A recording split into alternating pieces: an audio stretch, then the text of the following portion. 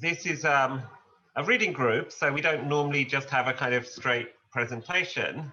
So anyone who wants to jump in and kind of make a comment or ask a question, then, then feel free to do so.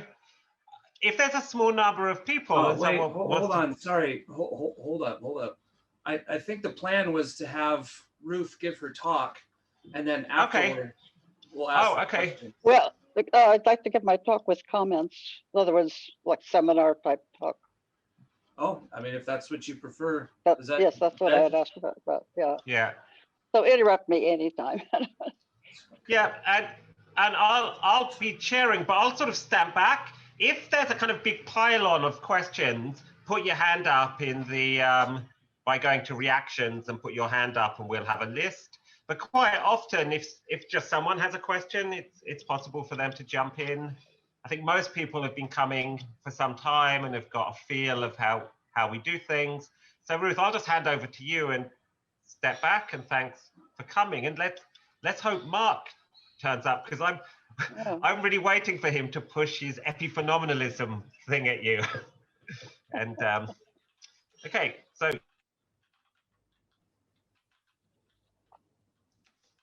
All right, so I should take it away. Okay. All right, I'm pleased to be celebrating Mark's contributions to the dialogue on mental representations and possible alternatives to them.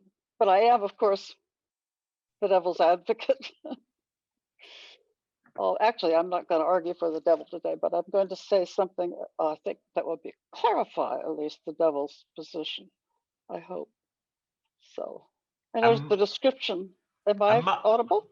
And Mark made it, so he's here. Hi, Mark. Is Mark here? Oh, there's Mark. Hi, Mark. Hi there. It's been many, many years. So. It's been a while. Hi, yeah. Okay. Right, but the description of these webinars said, and I'm quoting, all of the panels have participants that largely agree that there are problems with standard approaches. Then it goes on, symbolic and coding-based representations face serious problems. Embodied, dynamic, and action-oriented approaches are on the rise, but they are marred with controversy. We are very much open to alternative ways of allowing for critical engagement between approaches that are generally united in the opposition to standard models. All right. All right. I actually am not ready to dismiss the position that I took a good many years ago in language thought and other biological categories, which I called biosemantics. I might mention mentioning biosemantics. That was supposed to be the bio was supposed to be a metaphor. A lot of people have taken it much more seriously than that. But anyway, I mean, one of the things I talked about, after all, was language, which is not exactly in a normal sense biological. It was an analogy. Yeah. All right, so LTOBC, language, thought, and other biological categories, it was about representations, but it was not about representations that are symbolic coding or encoding-based representations or representations that were calculated over. But still, I gather that its kin must be among the standard models that are being dismissed. So I don't know whether biosemantics counts as a standard model that's being dismissed or not. And I'm not going to defend it, actually. What I want to do is to go back and talk about a much broader theme, and that's the theme of teleosemantics and confusions, terrible confusions that have come up about that notion. All right, so I outlined for you in the synthèse paper. Yes, all right. Everything okay? All right. I outlined very briefly for you in the synthèse paper of what kind of the biosemantic project was. But I haven't anywhere tried to argue that the brain actually does use representations of the biosemantic kind. I didn't argue that even in language thought and other biological categories. I just posed it as a discussion to what a representation is. And so if there are representations in the brain, I suppose it was a discussion of those, but it was not aimed toward the brain. No. So an argument that the brain uses representations would have to come from neuroscience, I think, or from a more, certainly from a more empirically based kind of cognitive science that I'm capable of gauging, and I couldn't do that. But I am concerned that the hypothesis that the brain uses representations, that it shouldn't be thrown out for really bad reasons. It should be thrown out for good reasons if it's going to be thrown out. And biosomatics was a particular form of teleosomatics, I suppose. That is, in the Sense paper, I rather boldly stated that no one who believes in evolution by natural selection could rationally fail to accept teleosomatics, if that is, they thought that the brain dealt with representations at all, but of course. But there are, of course, actually numerous arguments in the literature against the views that the authors of those papers label teleosemantics. So what I want to do, actually, is just take a step backwards. I want to support the claim that teleosemantics itself is really a very innocuous position. Remembering that what I'm going to argue is that teleosemantics, that, yeah, I mean, if there is an argument for representations in the brain, then there is no argument against teleosemantics. It's basically the position I want to take here. So just to clarify the notion of teleosemantics, it hasn't been refuted, teleosemantics, and it won't be. Rhesus macaques. Unless, excuse me? Evolutionary ancestry with us. So Was that a question? No, Right. it was an accident. Okay. Teleosemantics has not been refuted, and it won't be unless it is independently and positively shown that something definite other than representations accounts for the flexibility of the brain and nervous system, right? So I'm going to back up that claim by discussing some of the objections to teleosemantics that have actually appeared in the literature. It would be nice if we could simply drop the subject of whether teleosemantics is and get on to deciding a much more important question, and that is the question of what we want to mean by representation, what it would be interesting to mean by representation, and then whether it is reasonable to look for them or deposit them in the brain and nervous system, or whether it's not. And that's a very big and important question. But teleosemantics has nothing to do with it, really. All right. All right, most of the well-known objections claiming to be against teleosemantics are actually objections to particular kinds of teleosemantics theories. This particular theory, that particular theory, the theories of not just of teleosemantics, but a particular theory of representations that is teleosemantic. That's the objections, for instance, are not, I think, any of the ones that I know of really, are not objections to biosemantics, as to what I had proposed, but yeah, but that doesn't mean that that biosemantics in any way demonstrated that there are representations in the brain, right? It barely tried to clarify the notion of representation. All right, so I'm going to talk about some central cases of people talking about teleosemantics. And I'm also going to speak to a couple of arguments that are actually against teleosemantics itself rather than against some particular form of it, that are actually against teleosemantics proper, just to try to clarify this notion. So biosemantics, that was my 1984 book. It was a form of teleosemantics if we take teleosemantics in the right way. If we take semantics very broadly and deeply to be the study of the relation between representations and what they represent in general. And if we take teleo as referring very broadly, merely to having a function, and I'm going to say what I mean by that in a very ordinary sense in a moment.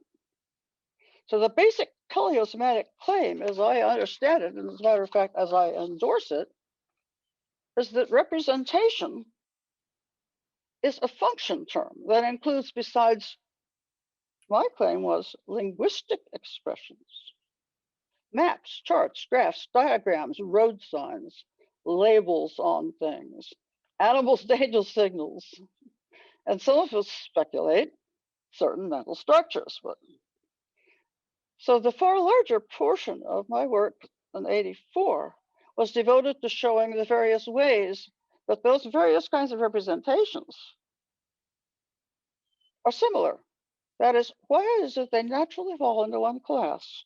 I wanted to show what they all had in common, so that they would be sensibly called functions, or said to have functions, in a univocal sense of function. And actually, I tried to define a notion of function, which I called proper functions at that time, which a term that I introduced, to try to show that there was something in common among all of those things. At that time, there happened to be a huge interest in the naturalization of mental phenomena. At that time, this was just after Fodor had talked about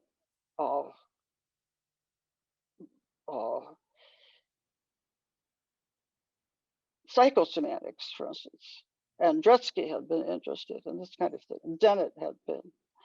So that I would presented LTOBC right in the middle of that controversy, and so it was, of course, immediately taken up as a statement on mental representation, which was not its intention.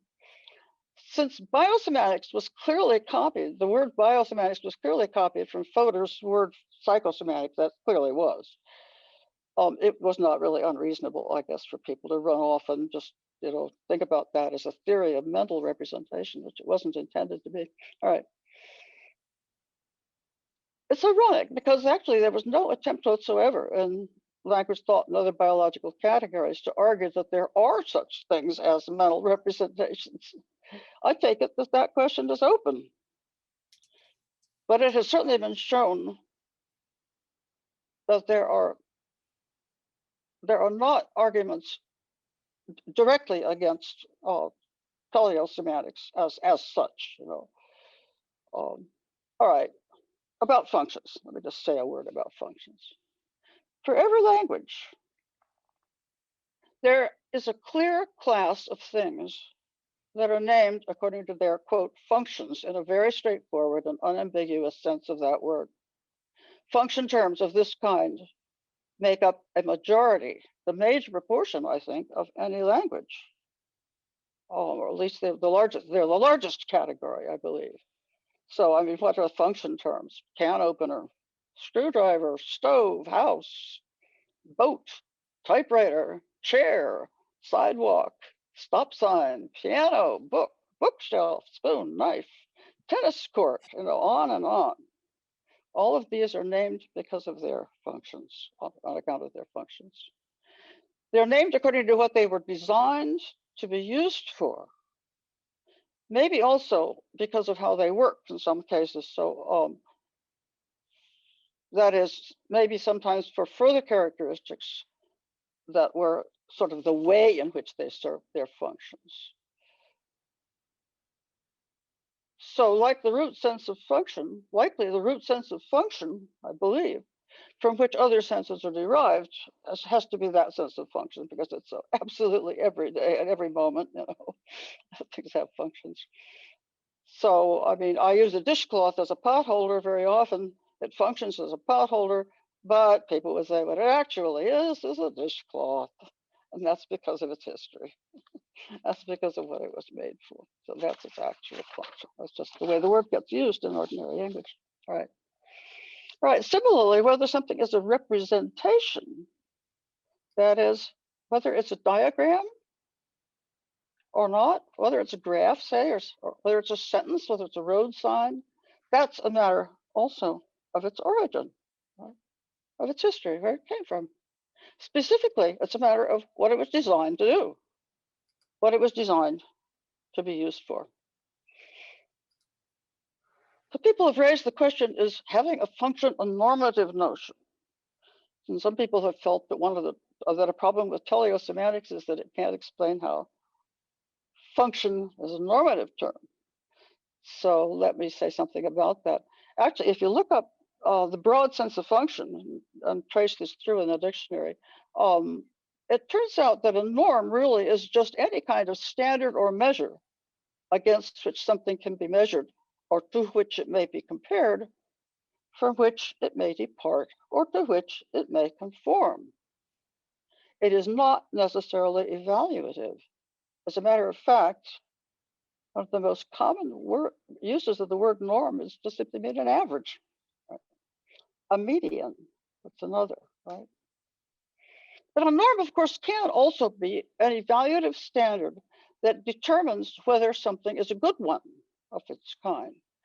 Say a thing's purpose, what it was designed for, obviously sets a norm for it, a standard for evaluation. So you have to know a broom's or a wood splitter's function. You have to know its purpose in order to tell whether it's a good one. If you have no idea what it's for, you can't possibly tell whether it's a good one. What made the term representation, the claim that representation was a function term, and this is in the middle 80s, well, it made that beginning of teleosemantics, was that if representation is a function term, then representations should come with their own norms, just like a broom comes with its own norm. It should be good for sweeping. It should open cans easily, right? All right, the representations should come with their own norms, and by golly, they do, you see. Representations are true or false or accurate or inaccurate. This is essential to it. And that was a very wealthy move, a very welcome move at that time in trying to understand what mental representations might be, and since that got applied to that immediately. Because previous attempts in the case to talking about mental representations are, at least those that came from a naturalist standpoint, had oddly enough ignored that. They had no explanation, not attempted any explanation of the difference between a false representation and a non-representation. And what's weird is that that really hadn't even been noticed as a problem. So teleosemantics and biosemantics explained how it was that representations naturally fall under norms. That was the attempt. What it was for them to be correct or incorrect, accurate or less accurate. At that time, Andrzejewski wrote a very famous paper that sort of pulled all this together, which he called misrepresentation, and pointed out that this was something that nobody had dealt with or even thought about dealing with. So that was the main move that teleosemantics was arrived for. That's what its original purpose was. All right. All right. Some people have objected that natural selection doesn't produce norms. You see the way. Can openers, there's a norm for can openers that should open cans well, for a norm for a broom, etc. But some have said the natural selection doesn't produce norms. So a second question about the teleosemantic approach is that central to the notion of desires and beliefs, right, is the idea that they are what explains a person's behavior. And from that, it seems to follow that they would have, as Jerry Fodor used to put it, causal powers. That is, they should have causal powers as desires and beliefs. Otherwise, they couldn't be used to explain actions. But teleosemantics says that what makes a belief or a desire be a belief or a desire is merely certain facts about its history. And facts about the history of a thing don't give them causal powers. What gives them causal powers has to be something about their current constitution. Right? To which I think there's an extremely simple answer. When McCarthy smokes his, in the little piece of a paper that I sent you earlier, when McCarthy smokes his pipe under a smoke detector and the alarm goes off, there's an explanation, perfectly obvious explanation. The smoke detector alarm is ringing because someone is smoking a pipe under it. That's certainly a very clear-cut explanation. Though, like all ordinary explanations, causal explanations, it needs a little filling in. It's surely a correct causal explanation. No ordinary causal explanation fills in everything which is needed, right? In order to actually prove, sort of demonstrate the way the causal powers work. Now, what makes the smoke detector be a smoke detector is its history.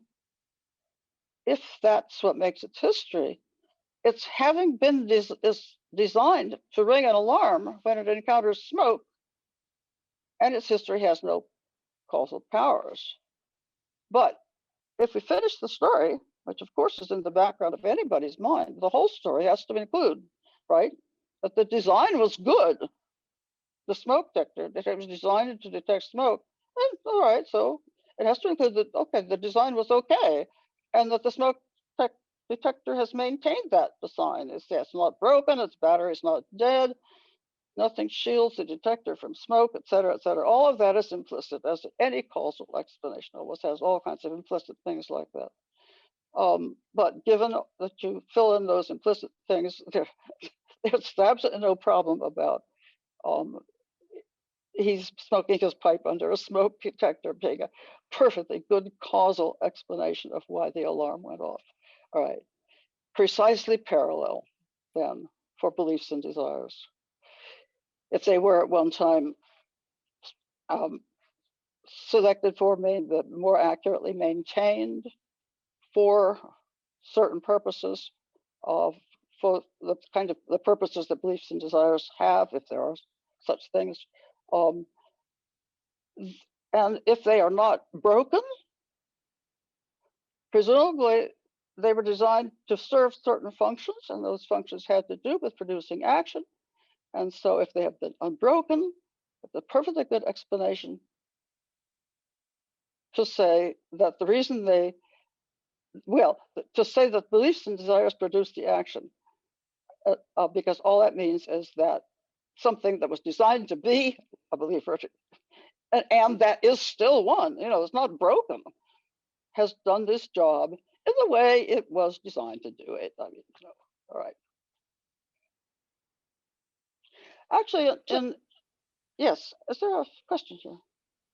Did I hear somebody chirping? What's that? I mean, yeah, questions. I'm chairing this, and if anyone wants to jump in at any point, feel free. You can. No, there doesn't. Okay, I'll go on, but please do, do feel free. Okay. All right. Actually, in my LTOBC way back in '84, I actually didn't use the bare term function. I didn't just rely on that. What I did was to introduce a technical term, which had not been in the literature before. It's interesting because right now you'd think that was just an ordinary term from common sense, but but it never appeared until 1984. The notion of a proper function. I gave it a stipulative definition for what was common, as I thought, to a large variety of things that we called representations.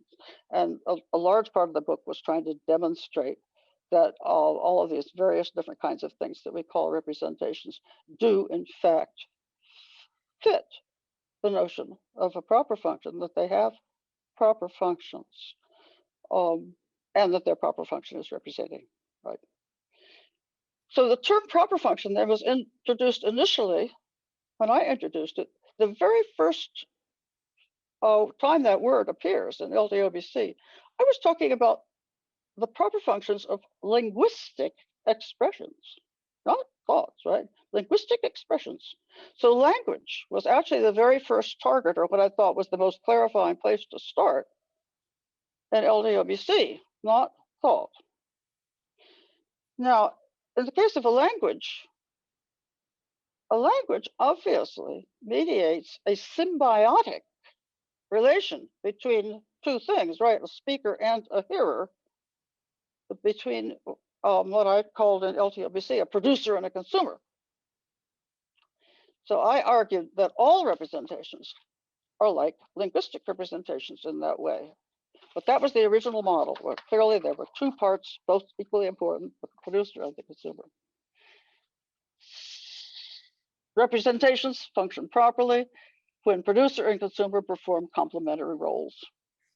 One produces and the other is guided by a representation that is true if it is true or correct in accordance with a particular system of representation, one that the producer and the consumer have been designed or have learned to use cooperatively. So, yeah, so the notion of a symbiosis is was absolutely central. That right. I might say this funny term "consumer" that I use for the thing that uses the representation. It's confusing. You know, you could use the term interpreter, and in some ways that might be better. But you know what the problem with interpreter is? That people almost invariably assume that an interpreter translates, does a translation job, and the usual use of a representation has nothing to do with translation. It's another kind of guidance completely. So I didn't want to use the term the term interpreter. So anyway, consumer is a very bad term. All right, using a representation is using it for guidance in performing some kind of function where the thing represented, its form matters to how the interpreter, how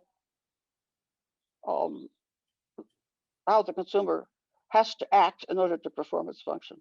It needs to be guided. It needs to be guided by something in relation to something in the world or something somewhere else, and the representation guides it. All right.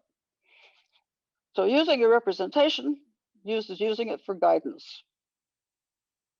The producer and the consumer, right from the start, are symbionts. Right. All right. Despite that beginning for biosemantics or teleosemantics, right? So this was the first really full statement of teleosemantics was LTOBC, right? It's frequently claimed that there are two kinds of teleosemantics nowadays. It has been for many years. There are theories that take the content of a representation to be determined by the function of its producer, and there are those that take it to be determined by the function of its consumer. This is classic now in the literature, either or, right? Having examined each of these possibilities and found each wanting, the conclusion has then often been drawn that, oh, teleosemantics doesn't work. What I'd like to do is to very briefly explain here how the functions of producer and consumer, if they fit together, mutually determine content very nicely. Use both of them. So we can use the signal of I must have got my head of myself. I forgot Fodor. I was going to come back to Fodor's frog, which I'm sure you're all familiar with.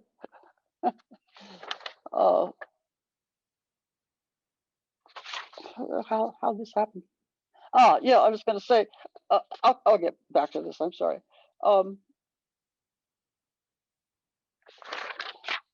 When did this happen?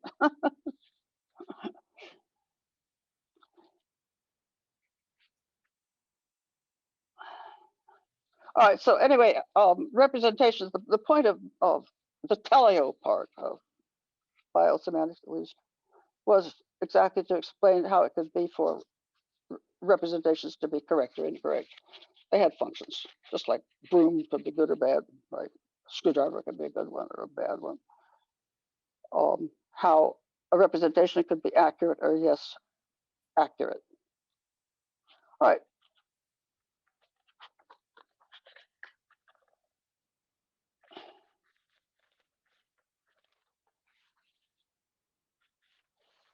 Yeah, I just skipped the page as it happened.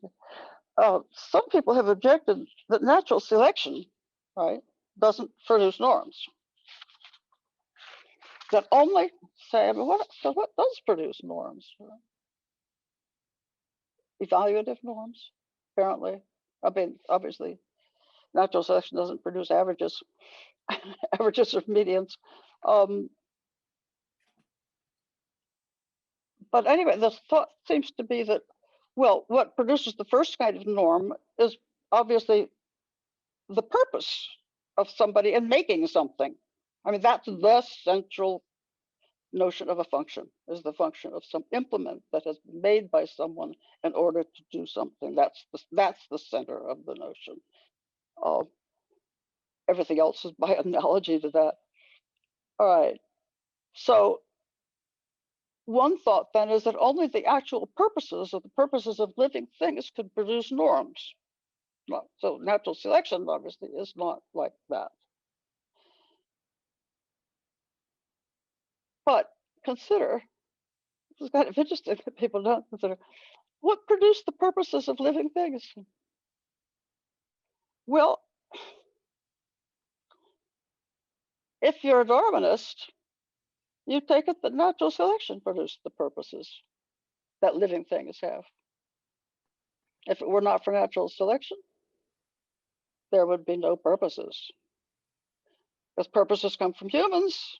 Presumably they're there for a good reason, according to natural selection. They get used, they guide you. They help you survive. they raise your fitness. So I mean, clearly you can't say that somehow or other natural selection has nothing to do with purposes when it has produced the paradigm case of something having a purpose, namely a person with a purpose. All right. So I said there are a couple of arguments that actually are against not any particular form of teleosemantics, not teleosemantics all mixed up with some theory of representation, some particular theory of representation, but actually against teleosemantics itself. And the really well-known one was from Jerry Fodor not so long ago in 2008, where he argued against teleosemantics. He claimed that natural selection typically selects a number of things at once. And it makes no sense, he said, to say that one or another of these is the one selected for, right? So this was an assault on the first principle of evolutionary biology. And his famous example concerns a special impulse in the optic nerve of the frog, right?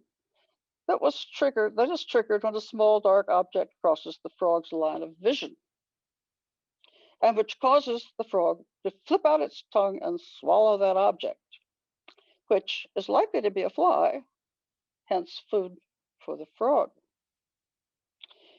Fodor says that Darwin's mistake, and the mistake of people doing teleosemantics, he claims that the mistake is to claim that the neural impulse is a fly detector, as distinct from, say, a small moving object detector or a black thing detector. It's a mistake to claim that it was selected for detecting flies. Natural selection, Fodor claims, merely selects. It doesn't select under any particular description. The representations, on the other hand, represent under determinate descriptions.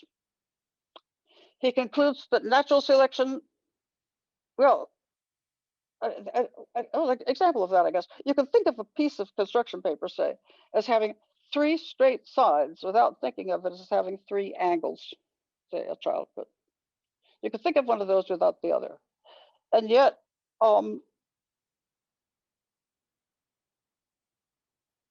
those 2 notions are coextensive, right?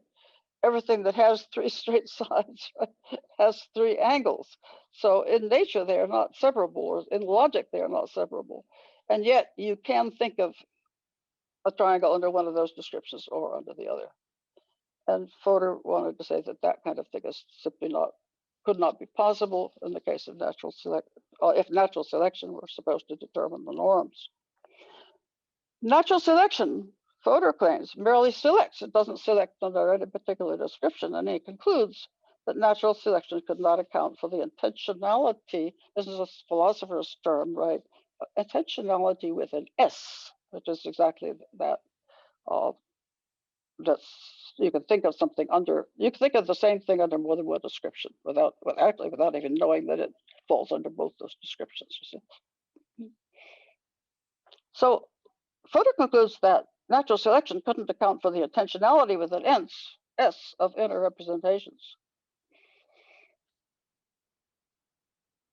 All right. So to the dismay, both of evolutionary biologists and the philosophers of biology, a year or two later, I think it was 2010, Fodor and Palomari wrote a book called What Darwin Got Wrong on the same theme. There was no such thing as selection for. The reviews, both by biologists and by philosophers of biology, were embarrassing, scathing, and definitive. Unfortunately, Fodor's error still circulates in some philosophical circles. And I just thought, since that still is not clear to some people, I thought, Elliot Sober back in '82, I think, wrote a textbook called Philosophy of Biology. I think it was the first one that had ever been written. Philosophy of biology pretty much didn't exist before the '80s. And very early there, he gives an example exactly of what the difference is between selection and selection for. And it's a very nice example. As a matter of fact, I was in his office once and he showed me, he had a little toy that he said he had stolen from his niece. And this toy was a clear plastic, and you could turn it upside down or right side up, and it had 3 or 4 different floors in it. And the top floor had big holes in it, and the next to the top floor had slightly smaller holes and slightly smaller holes, and the next to the bottom floor had very small holes. And the balls, there were balls in it, and they also had different sizes. But sizes went with the colors. So in this case, the little balls were green. They were all green. And so if you shook the thing, you got this wonderful case of selection. All the green balls arrived at the bottom and no other balls arrived at the bottom. So the green balls were selected. Fodor says, but they were not selected for. The greenness obviously had nothing to do with the fact that they were selected, right? The causal principle was size. There was size, which the reason they were selected for. And that, of course, is the basic notion that evolutionary biologists use when they think of selection for. It's not what was selected, but what it was about it that made it more conducive to survival than things that didn't have that power. You know, what was the cause? What was the cause? And that's always that, because that was in Darwin's mind, that's been in everybody's mind. So I mean, Fodor's argument is just, it really is terrible. It's really shocking that a man of his age. But Fodor and Dennett, well, Fodor had a horror of evolutionary theory from the time Dennett really became involved in it. All right.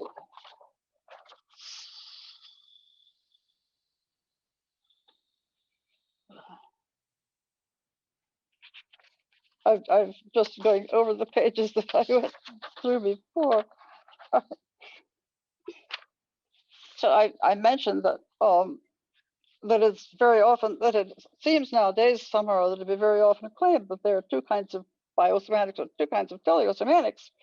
And one of them that takes it that the function of the producer is what determines what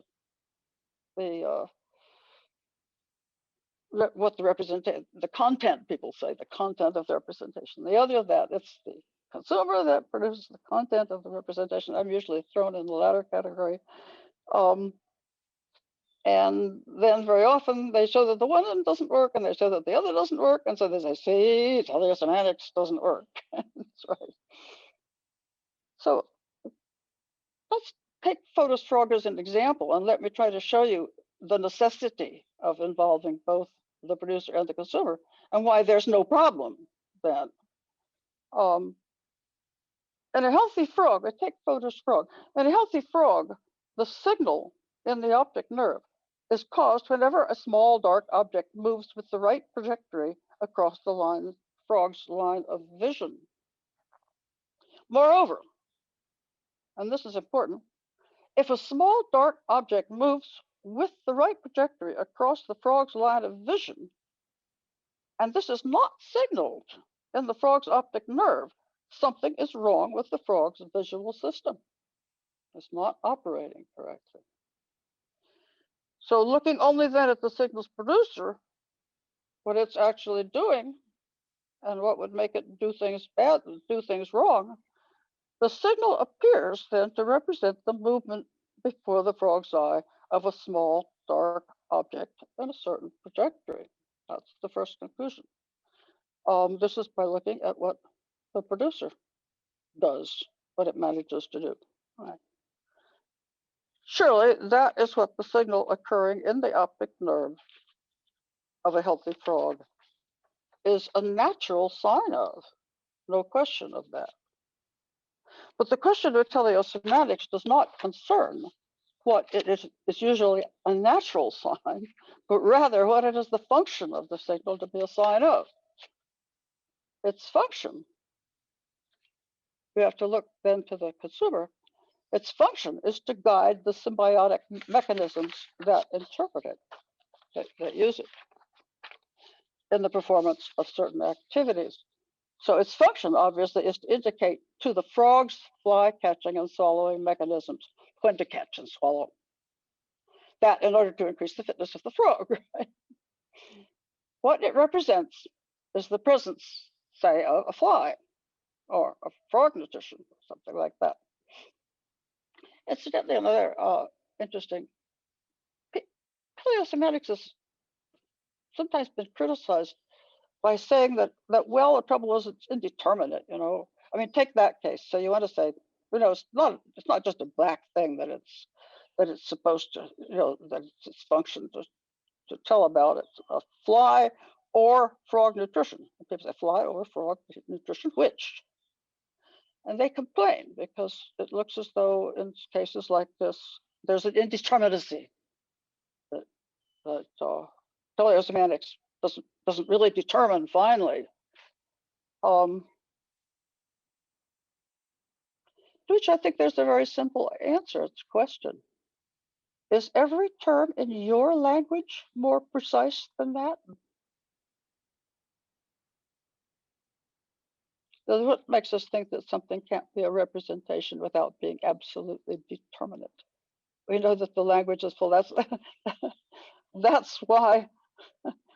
That's why the law is the way it is. So all of these technical terms are going on and on and on. It's because everyday terms, unfortunately, are indeterminate. And so you have to correct them and precisify them and precisify them. Ordinary language is very imprecise. So that's just not a fair criticism at all. All right. All right. Two constructive objections have been made to this conclusion, however. This is the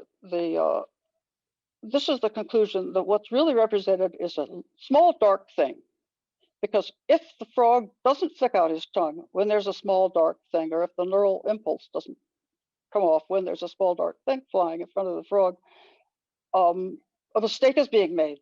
The frog is apparently not operating as it should. It should stick out its tongue when a small dark thing comes across it. And so the conclusion has been that must be what is represented. And I said, well, that's what it's a natural sign of. Well, let's see whether that's what's represented. So two constructive objections have been made to this conclusion. I mean, let's look first at the consumer. If you ask what the consumer needs, what the consumer cares about, that signal signifying, the answer is obviously a fly or something nutritious. That's what it was, the whole thing was selected for.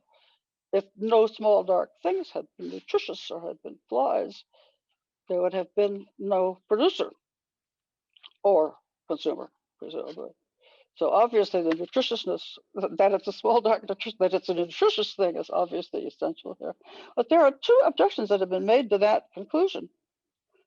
The first is that if the function of the neural impulse is to represent that the time is right for increasing fitness by catching and swallowing, right, it must represent not just fly or frog food, but also fly that is not too nimble, fly that is not carrying a frog disease, fly that is not poisonous, fly that is not in the very process of being caught by a snake, and so forth and so on.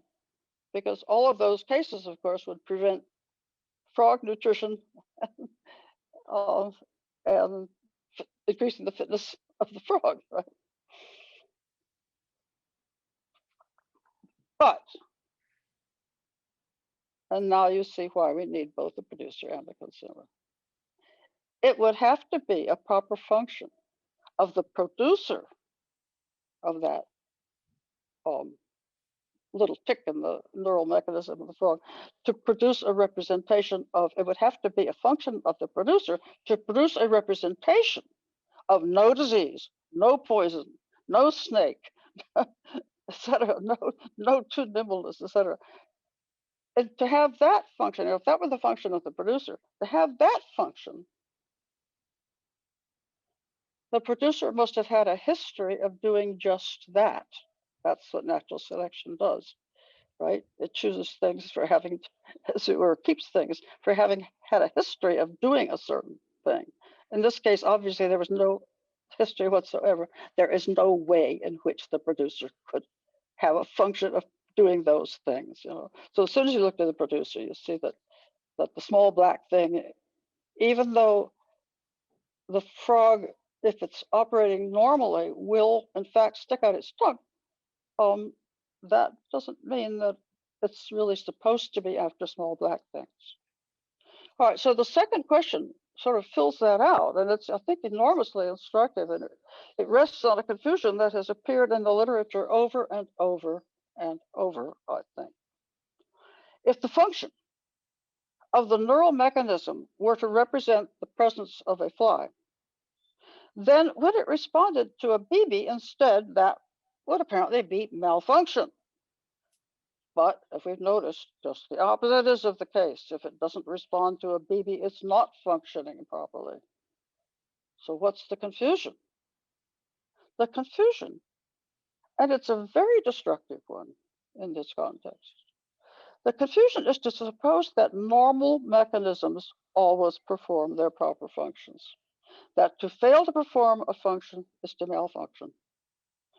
But to draw a distinction between malfunction and simply failing is absolutely essential to understanding biology in general. Right?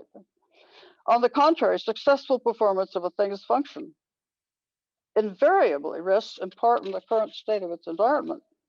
Body organs, say, are able to perform their functions only insofar as surrounding organs perform their functions.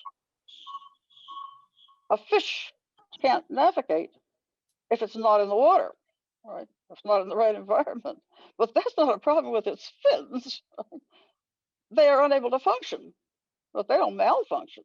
Right? So most bodily mechanisms have functions that require support from special features of the current environment. Are often not just often from exactly the right conditions rather than just the normal or average conditions. In other words, there are many functions that require special conditions. But if you do this often enough, once in a while it'll work, and that's sufficient for natural selection to have maintained that mechanism. So the function, say, of your protective eye blink reflex is to keep foreign objects from touching your eye. But if someone throws sand in your face, that reflex is unlikely to succeed. But that's not because it malfunctions. Right? That's because the conditions are a bit too much for it. the function, this is the one that I've used for years that I like. The function of the tail of the sperm as it vigorously swims up the vaginal canal is to get to the egg first. Only one in how many million do? That doesn't mean the rest of them malfunction, right? The conditions have to be extraordinarily special in order for the tail of the sperm to manage to fulfill its function.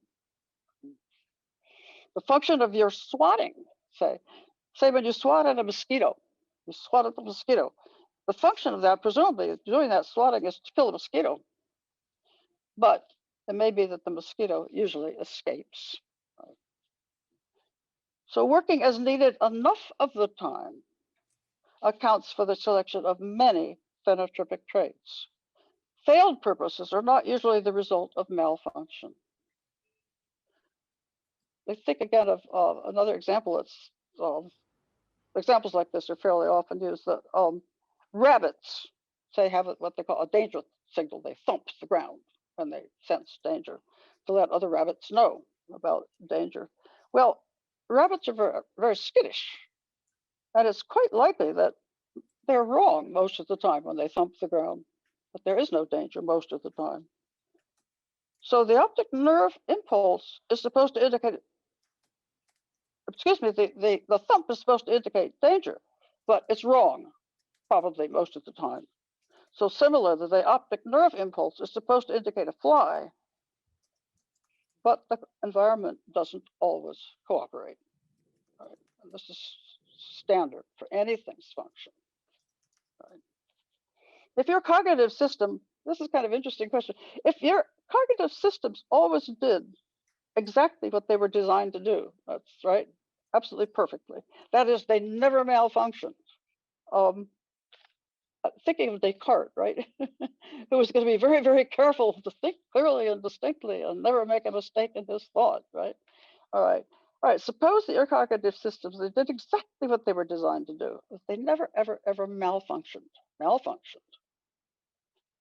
would it follow that you never would have a false belief? One interesting example is to think about most of the inferences that you make are inductive. Induction is the way we think, not deduction is very unusual. Induction, how often does induction? How often are inductions very well evidenced, but wrong? So certainly your systems are designed to make well-founded inductions. They're sometimes wrong. So the answer is, of course, that if your cognitive systems always did exactly what they were designed to do, it wouldn't keep you from having any false beliefs. Right? All right. Finally, I want to say something rather deflationary, a rather deflationary note on teleosemantics. See, taken alone, teleosemantics is merely the claim that to be a representation, or to be a mental representation, if the claim is only about mental representations, which seems to be the literature nowadays. All right, that claim, if that is to have, is that to be a representation is to have a certain kind of function. That is, it's the function is to be described, needs to be described, and I take it that in this case it's not just that it has to have a certain kind of function, but it's got to do it in a certain kind of way. Right? The typewriter, for instance, doesn't just make the right kind of marks on a piece of paper, but some kinds of computers used to do that, but the old-fashioned typewriter did it in a certain way. Right? So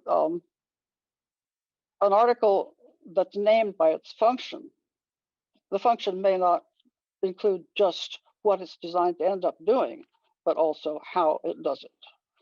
So what teleosemantics tells us absolutely nothing about is what the function of a representation would be, well, we have ordinary representations that assume are representations, like language, sentences in language, like diagrams, like circuit diagrams.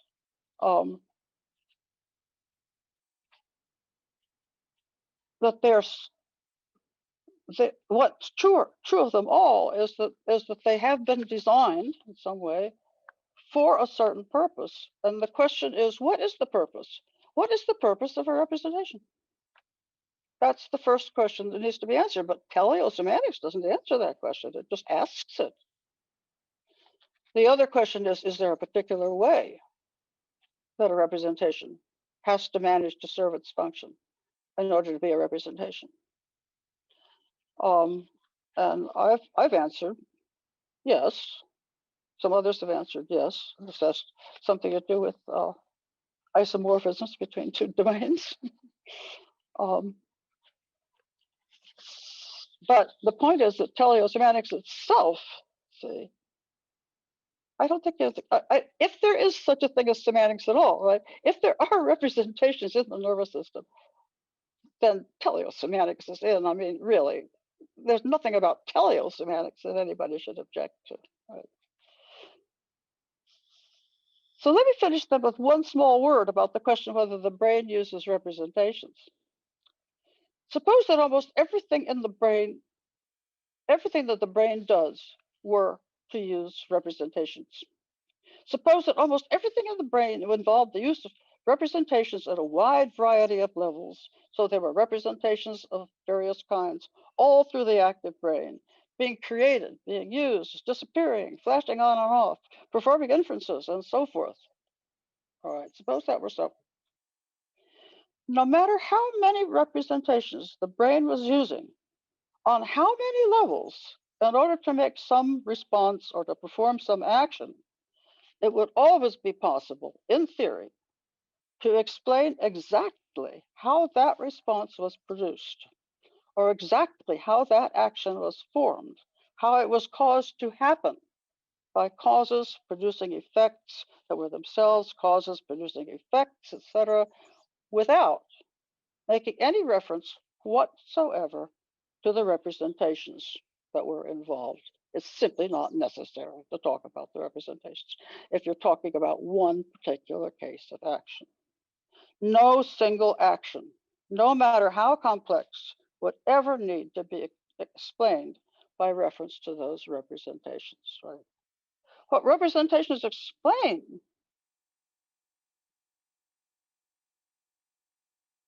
is flexibility over time. I mean, if there are representations, what they would explain, what one would expect them to explain, would be how a system can be ready for any of many, an indefinite number, in fact, of unexpected happenings, either in the environment or within itself, how it can be ready. Its versatility is what needs to be, representations would explain its versatility. The ability to handle any of many different situations, many different inputs, to work with many different configurations of other aspects of the brain, say, coordinate with them. Those are the things that representations might explain if there were such. The point of using representations, then, would be versatility. Any representation exemplifies just one member of a whole system of representations. Right. The logical possibilities for various kinds of systems of representation, what kinds of materials might be used for representing, what kinds of principles might be used to control the responses of consumers by properties of representations, those possibilities are not finite. Ways in which, what shall I say, degrees of freedom of one kind of thing could affect degrees of freedom of another. You know, a priori, you're not going to list those a priori, right? So it's difficult to see how there could be a general argument that would preclude the possibility of the brains using any sort of representations, right? The only complete argument against representations would be one that shows in detail, right, how the flexibility of the brain's output is accounted for in another way. Right. You know, as long as we don't know how it's accounted for, we've still got the problem of the flexibility. And since representations can be made of just about anything, and, and could be of almost any kind of isomorphism might be used, there's just no way of eliminating them as such. You'd have to actually show what there was instead. That's okay. That's all.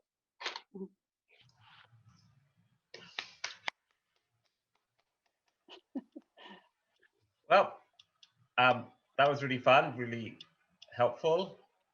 So who wants to jump in?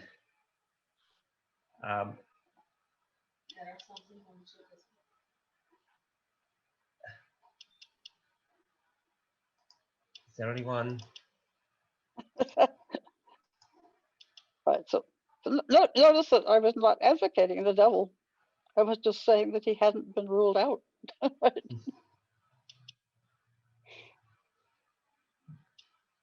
Does anyone have a hand? Johanna seemed to have a hand before. Oh, Johanna. Well, actually, it was a applaud. It was not a hand, but I'm very happy to ask a question that gives other people a chance to think. First of all, for this fantastic overview.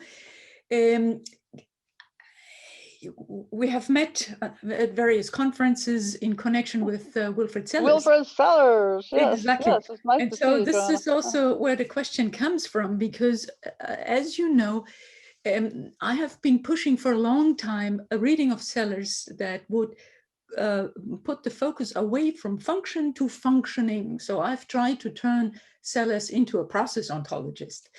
And I want to ask you, isn't there a simple solution to, well, not a simple solution, but at least another sort of approach to the problem of malfunction that you described, as the fact that the frog is flicking the tongue, and it's not in response to fly, but some other, a little stone or something. Now, if one puts the focus on the process, so not on the let's say the optic nerve, or the neurotic as you called it, but on the optic nerve's signaling, you could say the identity conditions for processes are different than the identity conditions for objects. And now in the identity conditions for processes, one can pack in much more of the environmental context.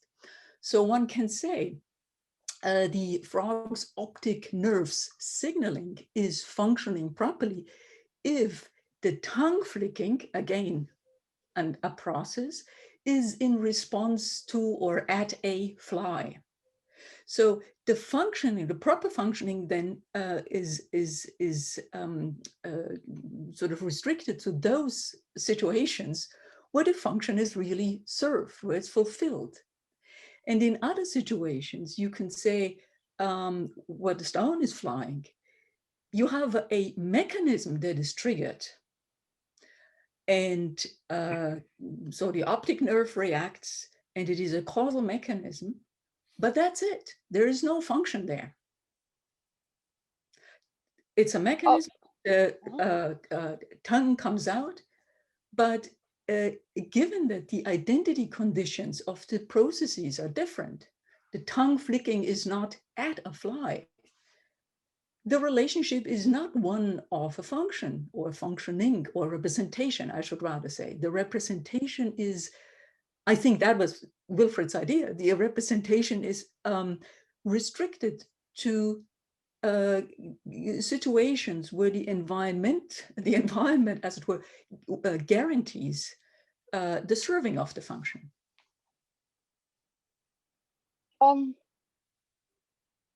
So what I'm saying, what you're calling a representation, I think I'm calling a true representation. Yes, yeah. True, right? So yeah. So so how does one ameliorate this case? I mean, this is why LTOBC was 300 pages long.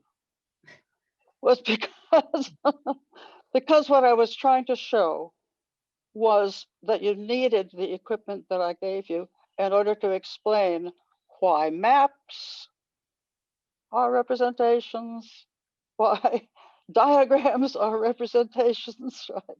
Why language is representational. In other words, if you wanted to find out, to see what was common to all of these things, that this is the way this is what you find that's in common.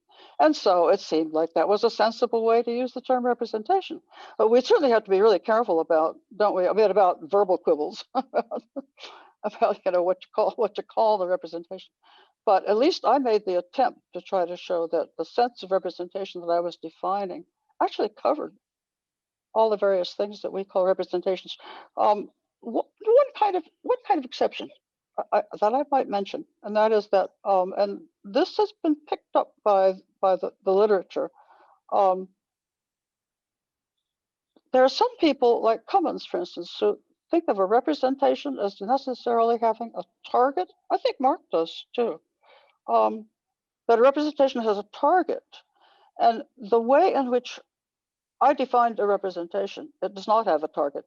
I mean, it's true or false, it's right or wrong, but it can be wrong without being wrong about some particular target, and it can be right without, it can be right by accident. I mean, this is one of the interesting things, is there can be true representations by accident, you know?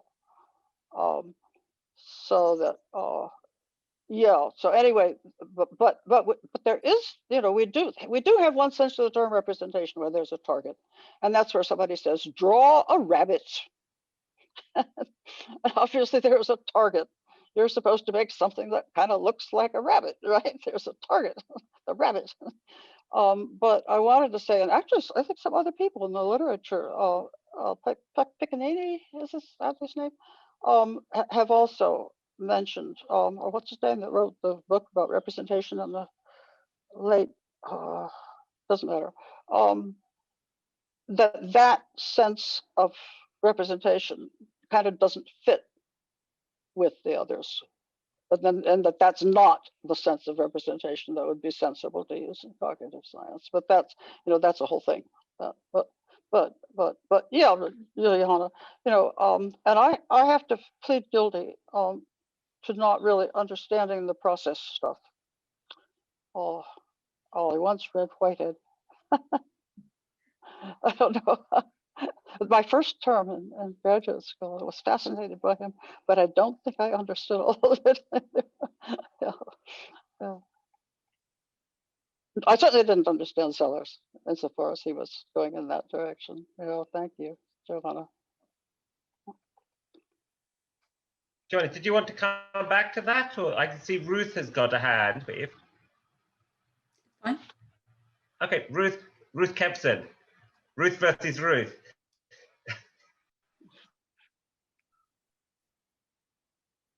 Unmute, please. Ruth, your sound is off. Yeah. Okay, so here comes a linguist, and I'm a linguist who's obsessed with polysemy. So one of the things that I thought was different, I was delighted to hear you talking about how words have hugely variable different applications, but then I kind of find it confusing. I wanted you to say a bit more about polysemy, because you do want to talk about truth, that sentences can have truth conditions. They can be true. But in fact, one of the challenges which linguists have absolutely never faced up to is the fact, as you say, that ambiguity, or at least polysemy, variable application of words, is absolutely systemic right across all natural languages. So, yes, well, all right, but vagueness isn't just about tall for an elephant or tall for a mouse, no, which it's treated as essentially peripheral, but that's not true. So we have to allow, so I thought that I was sort of thinking that the way in which you were treating language was more like signs or more like diagrams than I would in fact deem appropriate, because one has to allow that languages not only are supremely flexible, but they actually give you a stability for a certain period across time, precisely because you have these naming objects which don't successfully have reference. They have to allow for something much more indeterminate than being true or false. Is sort of easier because you can miss the target. And so I wanted you to say a bit more about how you thought the system covered that indeterminacy in language. Because it's clear in biology that what you said about biology, that natural language fits that much more naturally than it fits, I don't know, denotational semantics or diagrams, or things where humans think that they can say things very, very precise using language. But in fact, that's not obviously true, as you say. Yeah, that's hard because I have, what shall I say? So I was I have too many words, too many words, I'm afraid. The take that I have on language, and it started in LTOPC, and it's spelled out much more fully in my 17 book, which is called Beyond Concepts, where I spell this out much more clearly. Right. Yeah, that one I know. Right. All right. I want to say that there's an analogy, that there's a sense in which selectionist principles apply to language. There's a very simple way in which language can fail. And so a very simple way in which language has to succeed enough of the time to survive. And that is, it has to do something for both speaker and hearer enough of the time for that word or that phrase or that whatever it is to continue to be used. So there is something like failure. There is something like a selectionist principle in the case of language. So what you have to, I think, the first thing one needs to look for when looking at any language form is what's keeping it alive? What's it doing? What's it doing that's of value, apparently, to speakers and of hearers, that they should keep on cooperating in the use of this. You can get some pretty interesting examples, because I don't think that all language, for instance, is representative. I've argued that words like but and words like the, these are not representative. They have other kinds of functions. There are other functions besides the representing functions. But the point is that there is something like a selectionist principle in the background here. And in some cases, there's a good part of language. A good part of language is representational. But let me say one other thing, and that is that if you look at language that way, then you see language is progressing by one person copying another person, who's copied another person, who's copied another person, who's copied another person. And notice how that can go astray, yes, it can change, how it can split in two. That's very easy. And so what I'm interested in looking at is what I would call them constructions, which I don't think is too far from what some linguists mean by constructions. And that is, constructions are like lineages, animal lineages. That what makes it a construction is its history, is the fact that it was copied from something that is around because it has this function. So, and of course that function can be, as I say, kind of vague, and and if you see it as one person copying another, copying another, copying another, and it's sort of obvious, isn't it, that the language is.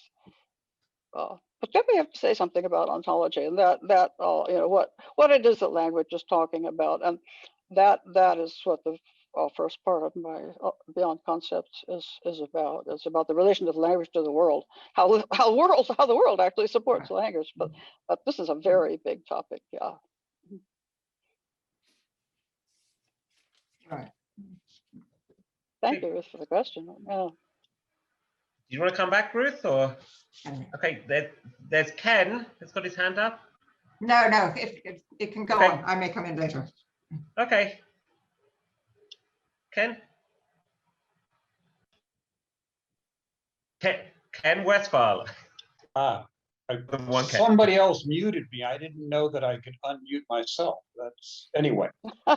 Look, thank you very much for the talk and also for the questions. And I would like to raise an issue, and I'm going to confess at the outset, I'm not quite sure how, but in your talk, Ruth, you're talking about representations and the telesemantics, and I'm happy enough with what you've said, but I want to ask a different question about perception. And about conception? perception. Perception, yeah. Perception. Yeah, okay. Perception. And it might even, well, conception will come in, but it might even involve our silly frog, and whether it's visual triggering response counts as representing the fly or not. And I'm not sure that it matters. And what I want to ask you it's because there are a lot of things philosophers discuss. It doesn't matter. But anyway, all right. Okay. But what I want to ask you about is whether focusing on representation is the right way to even start thinking about sensory perception, where what might be more fundamental and more fundamental than representation is representing, right? Managing to see or perceive the environs, where that might be much more a matter of skilled motor perceptual behavior. And yes, that's going to involve a lot of complicated internal states, but it's not clear that any of them count as a representation, but rather as a very complex representing of the environs, of some perhaps salient particular within the environs, and of the organism's situation with regard to that salient particular. And this all in the spirit of very radical direct realism, that anything that philosophers might want to call representing is going to come much later and with a lot more leisure. And that it suffices for an awful lot of the biology and the evolution that various creatures that are capable of sensory perception of their surroundings manage to discriminate what they need to discriminate in their environs. But all of that might just be their sensory motor represent of what's in the environs. No representations inside at all. Just a lot of representing activity. So I just want to, I just want to pose the prospect and seek your response. I guess I would like a lecture on what representing is without making representations. Well, representing, I mean, obviously, I think there's representing.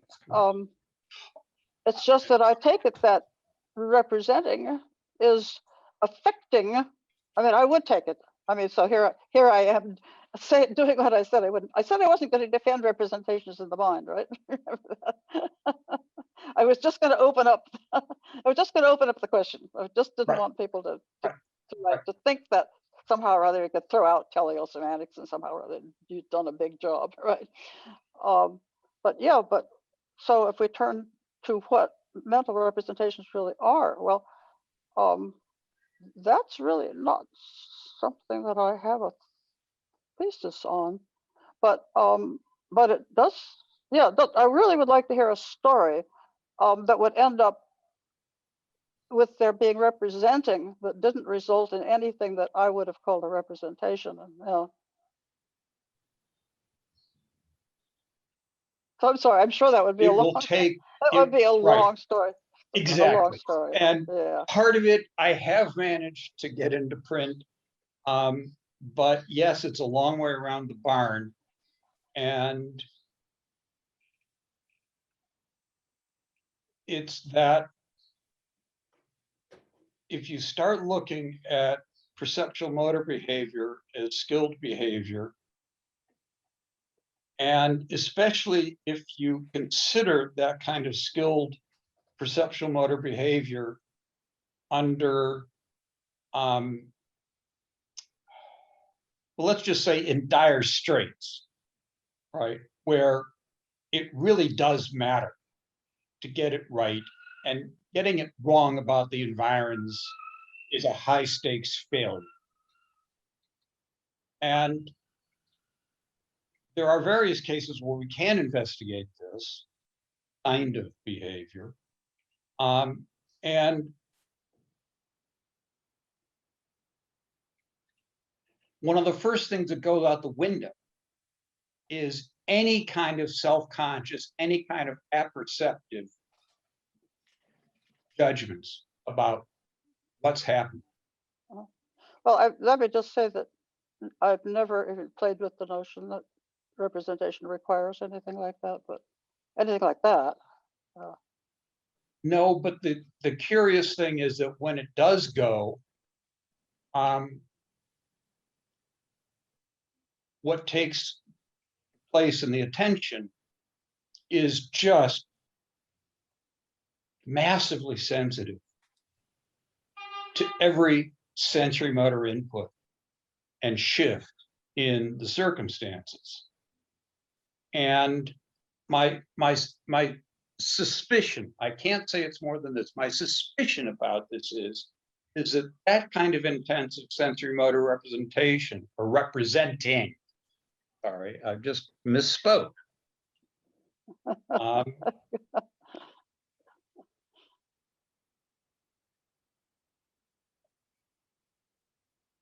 The representing is too dispersed within the sensory motor system to identify particular tokens, which would be representations. Yeah, well, I can't. I can't do more in a brief comment than just raise an issue. Yeah. Okay. Let me just say this much in terms of coming toward you, and that is, remember, I live at the University of Connecticut, where Michael Turvey lives, and and have been, of course, very highly impressed with Gibsonian kinds of approaches. And of course they want to say they're enough, but I think there are some misunderstandings there about what a representation would be. But perception action is very much on my mind when I think about these things. Right. Yeah. Okay, so there's a list. There's me. There was Adrian. I think he had his hand up, so I've got him on the list, and then Terry. So my question is, I thought this was a question Mark might ask, and it's about, we've been reading Mark's book, and he sort of accuses you of a form of epiphenomenalism. So I want to push you on this sort of charge. And I take it the sort of worry, is that if you've got a historical account of function, so if you're giving a historical account of function, then it looks like, in terms of representations, that the vehicle of representation is going to be doing all the causal work, and the content is going to be causally inert in some sense. And so the sort of worry is that causal explanations, explanations in terms of representations are not going to be causal, fully causal. And it seems to me, from reading the second paper you sent, is basically you sort of accept that and think, yes. Is that right? That the wait a minute. I think that I tried to respond to that when I talked about smoking your pipe under a smoke detector. Yeah, That's why. what, yeah, so I guess I would have to ask why Yeah. you think there isn't a perfectly ordinary cause there. The cause happens to be a few minutes behind the effect, but the cause is very clear. It was somebody constructing that machine just that it would do certain things, and then it does exactly those things the way it was constructed. Everything, every bit of that's causal. I mean, there's a bunch of causality there, but the explanation itself doesn't pick out a cause. So I mean, it does. Yeah, well, I think it does. You see, I mean, what I've said is, of course, it doesn't tell you everything, but let me fill in the explanation. All right, the explanation is right that there is this mechanism designed to ring a bell if smoke goes off.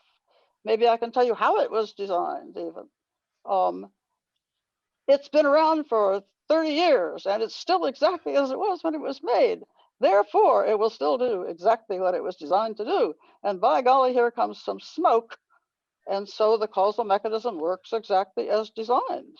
Now, I mean, why isn't that a causal explanation? Well, okay, so it seems like what you're giving is something like an explanation schema when you're appealing to these sort of explanations in terms of representations. And so it looks like the representational content isn't going to be something that plays a causal role, but that doesn't rule out the fact that the sort of explanations you're giving are in some sense causal explanations, but they're more like an explanation schema than a causal explanation. Is that right, or am I miss? Well, wait a minute. Well, we've gone now from the smoke detector back to something like perception or memory or something. Which one are you asking the question about? Well, the smoke detector. Do you see a problem with the smoke detector? That's perfectly good causal explanation. Well, it doesn't. It's not obvious that it's a. I mean, it seems a perfectly good explanation, and so and it seems that you want to then take this over to, if there are going to be representations, mental representations, you'll carry over the same type of explanation, and then it just looks like the content of representation is not going to be playing any causal role. Oh, wait a minute, but that no, but that's another question. But you're not saying that there's no causal role here. I mean that presumably the mechanism is a mechanism, and the mechanism works under the laws of whatever, physics and thermodynamics, whatever, right? And so there will be nothing. There's not anything that's non-causal going on in the head when one uses a representation. So, I mean, there's phenomenalism, that has nothing to do with it. I haven't said a word about consciousness ever. Okay, there's a bunch of other people waiting. So, Adrian. So I think I actually have an answer to this. It just occurred to me. I've been spending the last couple days listening. I made audio versions of the papers that you sent us, and I've been listening to them again and again and again. And I'm not entirely sure that there's as much disconnect as sometimes we imagine between what you're saying and what Mark's saying and what ecological psychology is saying. So good. We've met before. I'm a student at CESPA. So here's what I'm thinking. So the trouble is in Mark's account, you have two kinds of a function that are interrelated. You have the sense of serving a function, which is doing something useful, basically. I mean, it's a little bit deeper than that, but that's the basic idea. And then there's being depended on or being used to do that useful thing. Now, in the case that we're talking about here, the fire or the smoke detector, the smoke detector has the form that it does because all of its parts do the things that they do under the circumstances that they do them. Okay, so they all serve little useful purposes, right? And when you put them together in the form of a smoke detector, they function as a smoke detector, right? So when those parts are put together, they serve a function. Even if under the teleosemantic view, maybe function is not the word we would use before. Oh, that's fine.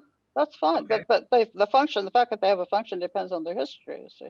Right, but yeah, okay, fine. So so here we're talking. We've constructed the thing to serve a particular function, but we could only do that because the parts themselves already had the kinds of properties that they did, that we already knew about the I don't know, sub functions that they could serve. The guy who made it. The guy who made it had better have understood how the parts work. Yeah. So anyway, for those things to become part of the smoke detector, they have to already have those properties, and we would only put them in the smoke detector if we knew about those properties, presumably. I mean, sometimes you do things by accident, and I think that's the one case where there's some confusion, right? So how can something be functional under this view if it's actually created by accident, right? But that's a different point. So I want to just to make clear that we can actually, at least there's some overlap here in the two perspectives.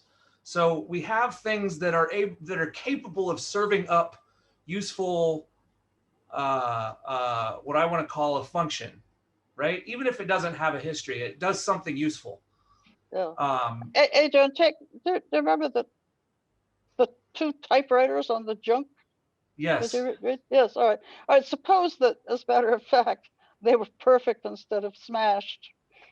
I mean, one of them had been made by the Underwood Corporation, and the other was an accident. I mean, ordinary language, you know, I mean, this is really a linguistic thing. Ordinary language would say, well, one of them's not really a typewriter. You know, it just, I mean, that's probably what ordinary language would say. Although I shouldn't say that, because ordinary language would be confused.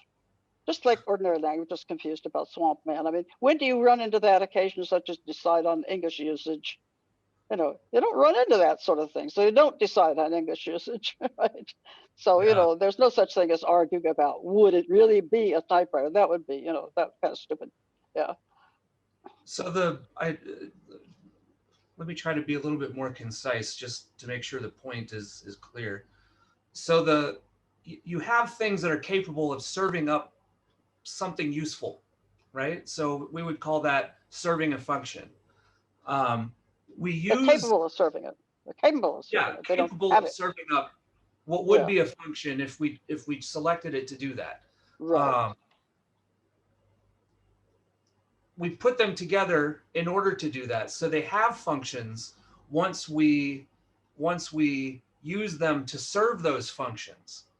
So I'm not exactly sure that there's that the teleosemantic view is necessarily discordant with the interactivist view. And I think that, wait a minute. I'm sorry. So what you were just describing was what you take to be the teleosemantic view? Well, no. What I'm saying is you're saying. You were just describing. Yeah. All right. So something that can do certain things, and so it's put together so that it will do those things, which is useful. So what? Yeah. So the question was about. So they were expressing they were saying there was some confusion about the history versus what it's versus. Shit. Now I'm not exactly clear what the question was. Well, its history is not going to explain a thing unless you add that, and then nobody smashed it. Oh, no. Now I get it. It's so the causation that is involved in it, in the thing that you're using for its function. Oh, bloody hell. I can't think of the right way to put these things together. But I think that these two are that it's not as disconnected as the conversation before was suggesting. That the only reason a thing can have a function is because it's capable of serving a function. Yeah, that's right? obvious. Yeah. All right, That's so that's obvious. as far as I. But that doesn't mean that. But look, let me I'll give you another example that I thought of using. But suppose a piece of driftwood is washing around in the ocean for years and years and years, and it against things, and eventually it ends up in exactly the shape and size, etc., of a canoe paddle. Absolutely, and the person who finds it just assumes that obviously it's a canoe paddle. Is it a canoe paddle? Well, the ordinary citizen, I think, would probably say, well, no, as a matter of fact, that's really weird, but it's a piece of driftwood that that got rubbed until it looked like a, but it's really, what's so weird is that this really isn't a canoe paddle. It's really just a piece of driftwood.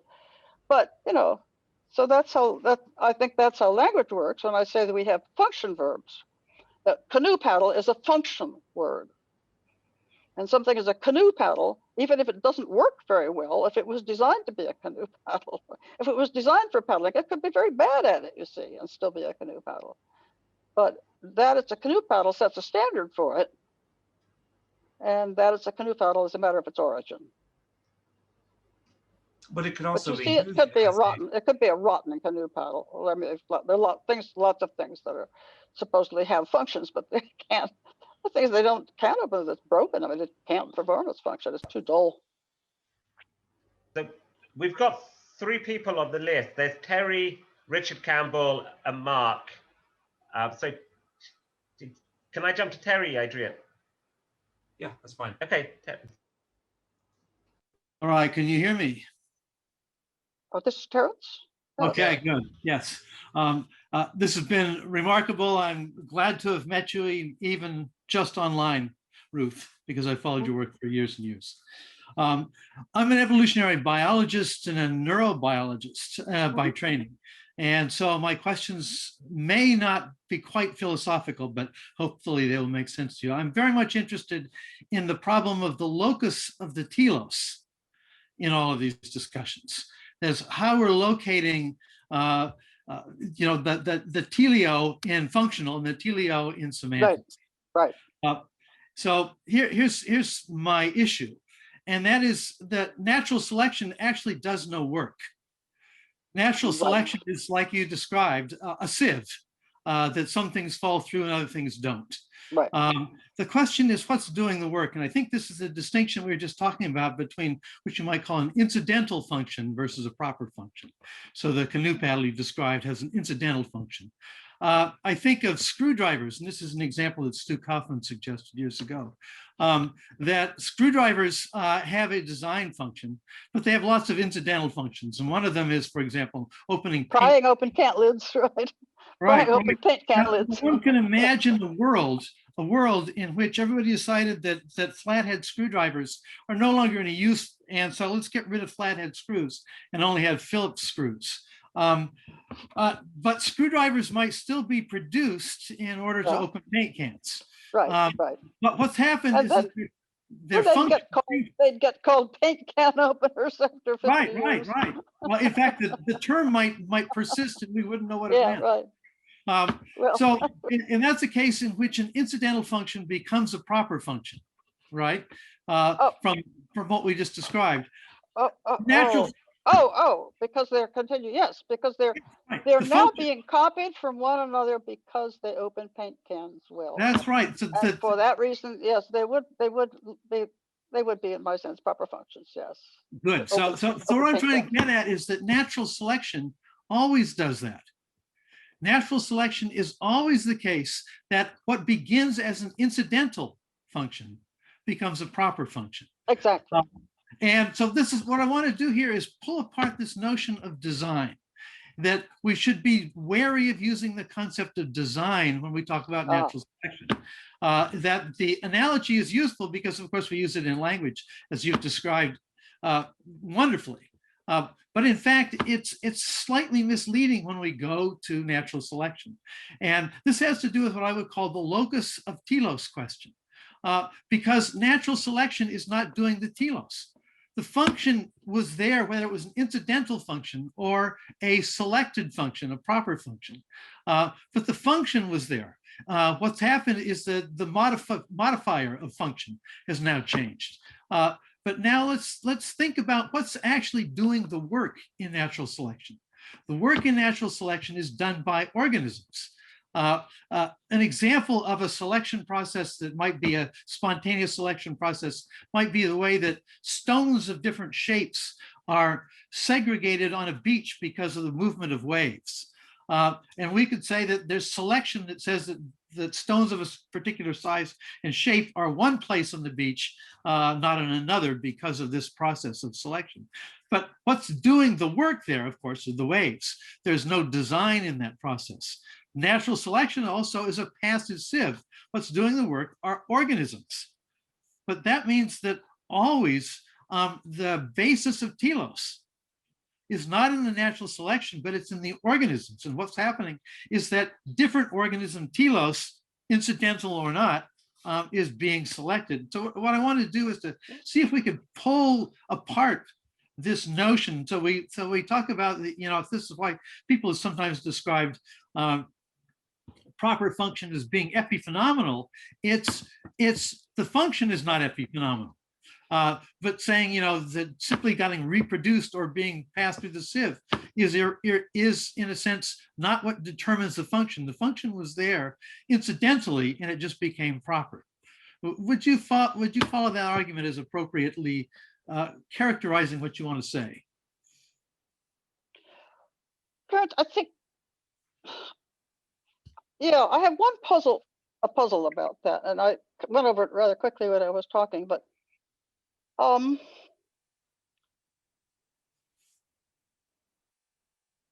things that clearly have functions are things that were designed by humans for the purpose that they are going to be used for, right?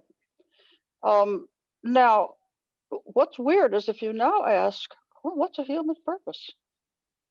I mean, the human purpose is not something special flashes down from God. A human purpose has to do with the way in which a brain is made. And the natural selection selected the brain, right? So I don't think we're in another area here when we come to human purposes. That was what I was trying to say. I thought that was kind of a cheat, you see, to human purposes if you are an evolutionary biologist, right?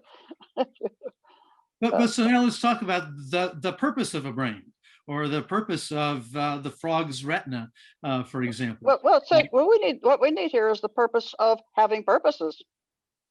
Okay, good. That's fine. But again, we're talking about what's the locus of the telos? When we say something has telos, has a function, has an end, a proper end, where's the locus of that work? Because something that has to accomplish something has to do work to accomplish it. And so if it fails to accomplish it, then somehow the work was impeded in some ways. And my trouble has to do with the fact that natural selection itself doesn't do any work. Organisms are doing all the work. Some organisms do that work better than others. But that means you've got to pull the telos out of the natural selection and put it back in the organisms. And I'm trying to figure out how we navigate. I'm still trying to figure out how it got in the organism. What is it? Well, that's in a the good organism? question. So it had to obviously show up in organisms that somehow, I have a story to tell about this, but we won't go into it here. But at the origins of life, what's happening is that there are some things in the world that tend to preserve themselves, that tend to correct themselves when they're damaged, and tend to make copies of themselves.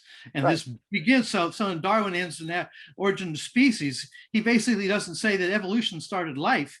He says that life started and then evolution takes on. That's very transparent, if you think about it, Yeah, so the real question is that the origins of telos is not in the natural selection. And that's what's so interesting about this.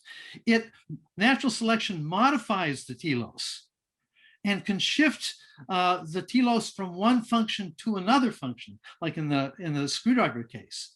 But it's not the origin of it. And what I'm trying to figure out is in this model of talking about telos, and this would apply, of course, as we carry it up to the level of semantics, where the telos is located, where the actual. I just, yeah. See, what I'm looking for is a description of where the telos comes from, where you think there's no problem. Apparently, you think there are cases where there's no problem where the telos comes from. That's so right. I want to hear about those cases. Right. So if there's a Yeah. designer, that's no problem. I agree with you. If you've But already wait a minute, but the designer was designed, or the designer was at least selected for. And as a matter of fact, designing something is precisely a beautiful example of selecting for. Yes, but the target precedes in that case, where the target follows Yes, in natural selection. Yes. And that's So one of what's the- weird about human purposes is that somehow or other, I mean, I hate to put it this way, but there is in some sense a representation of ahead of time. Yes, exactly. Ahead of time, right? We have the right. problem. Right. So, yeah, okay. I mean, that certainly is different from natural selection. Yeah. So, yeah, good. So what's the conclusion? So for me, the conclusion is that the telos is actually in the organism, not in natural selection. That natural selection chooses among telos. So when we call something a proper function, we've taken one of its incidental consequences that reinforces that capacity in the future. And that's what's selected. But the telos then is not in the natural selection process. The telos precedes natural selection. And I think one of the things that we've done with using natural selection arguments to sort of defeat claims about teleology is that we've mistaken natural selection as a designer. But natural selection doesn't do anything. It doesn't do the work. Yeah. And therefore, yeah, you might say that, I mean, if Darwin made a mistake, it could be that he made that one. I don't know. What do you think? I mean, I always thought of Darwin as having done just that. He said there wasn't anything fancy or magical about purposes. There's natural selection, and that's very natural, and and purposes are made out of them. Right. So, but if this is but if the difference is simply that in one case there's a representation ahead of the making of the object, that's interesting and maybe true. But I guess I want to say, so what? Well, so the so what is that we don't want to make the error of finding the locus in telos in the process of natural selection. That's a fallacy, that the locus of telos is outside and anterior to, or a priori to natural selection. Okay. It's not going to help our arguments against representations. No, I think you're right. We have to rethink. But that, I think what it means is we have to rethink both. Yeah. Yes. Yes. So nice. So I'd have to think about that. Parents, about I guess I do have this feeling that what shall I say, that human intentional making of something isn't always, well, it's not all of a piece. That there can be a certain amount of natural selection, as it were, in that process. Well, I agree with you entirely. Yeah. We accidentally look at something. I had, when we were listening to the smoke detector argument, I was thinking of beekeepers. Beekeepers use smoke to quiet their bees down. Somebody might have, built into the walls of their house by accident a beehive that's constantly buzzing. And then suddenly there's a fire and smoke causes the buzzing to stop. For the beekeeper, that's a smoke detector. You know, it's an incidental smoke detector, but it's a smoke detector because it's got all the causality. Well, it has detected smoke. I don't think. What I'm saying is that only for the beekeeper. For me, I probably wouldn't notice the difference. But for the beekeeper, hearing this constant buzzing in the walls that suddenly stops, the beekeeper knows that when the buzzing stops, it may easily be the result of smoke. Yeah, yeah. Well, see, I've got a problem here because now we're going to blur the distinction between a natural sign and an intentional sign, and I think that's Absolutely a very important sign. Yeah. Because Yeah, I think that's you know, I think that's an extremely important distinction without which not. Yeah. Okay. I agree. Yeah, yeah. Well, yeah. Nice. Well, thank you, Terence. Yeah, nice. Okay, Richard, Ruth, your face is, oh yeah, you're back. We just got the top of your head for a while. Yeah, I know, it's the way my computer is balanced on my lap. We've got Richard Campbell, and he had video problems earlier. He was upside down because I think yes, I apologize for that. I don't know why my camera plays up the way it does. We thought that was because you were in Australia, but yeah. Yes. Well, okay. Sometimes you say we're down under. I want to pursue this question that I think was in what Adrian was raising, and also in Terry's comment about where the telos is to be located. And I'm bothered that you're so much emphasizing that there has to be a history for it to be a proper function, or even for it to be a function. I'm thinking of some lout who wants to break into a house. He looks around, he picks up a rock or a brick or a iron bar, breaks the window. It serves his function that he gets into the house. None of those things had that sort of a function built into them or naturally, but it seems to me, this is what I take from Mark's work, that the account we give has to start with serving a function.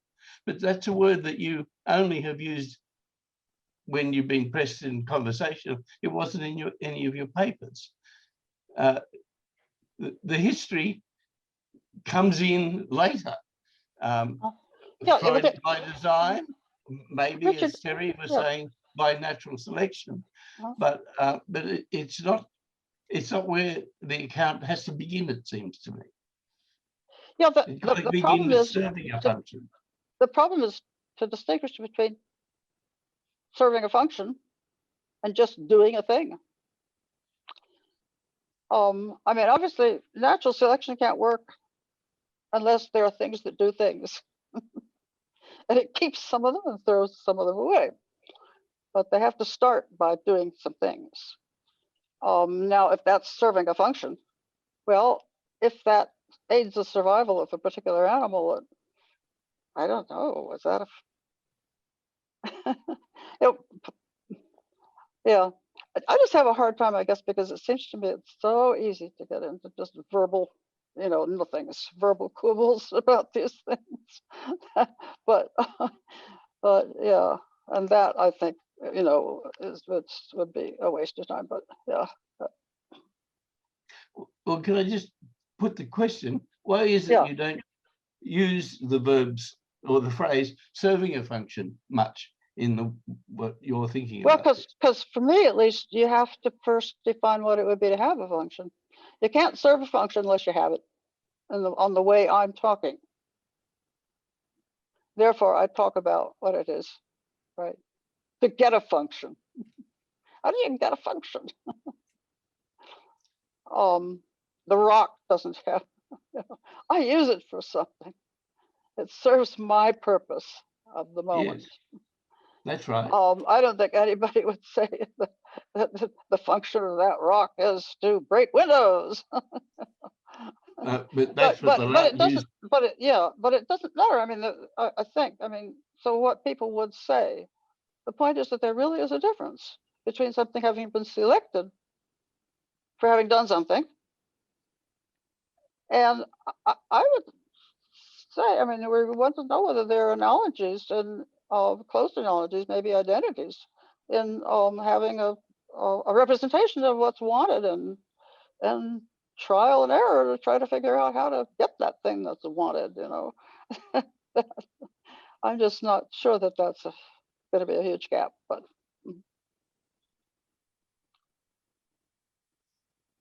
Oops, I'm disappearing again. Do you want to come back?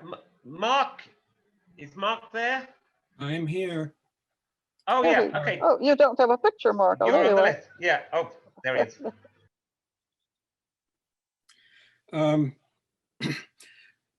Okay, well, Ruth, good to see you again. I enjoyed the paper. I have lots of comments. I did not have the opportunity to organize the comments. This has been a very distracted, busy week for various reasons. Yeah, I imagine you must be overwhelmed at this point, Mark. But it's a nice kind of being overwhelmed, I hope. Well, unfortunately, no, not for the last It's week. not, okay. No. Hey, well, it was supposed to be. So first of all, let me just say, I've always thought of your work and your models as probably the most similar to what I'm trying to advocate in the literature. Many foci that are the same, many steps in the reasoning that are parallel, but parallel doesn't mean coincident. So I've got some differences that start out almost just sounding like verbal differences, but I think they lead to things later.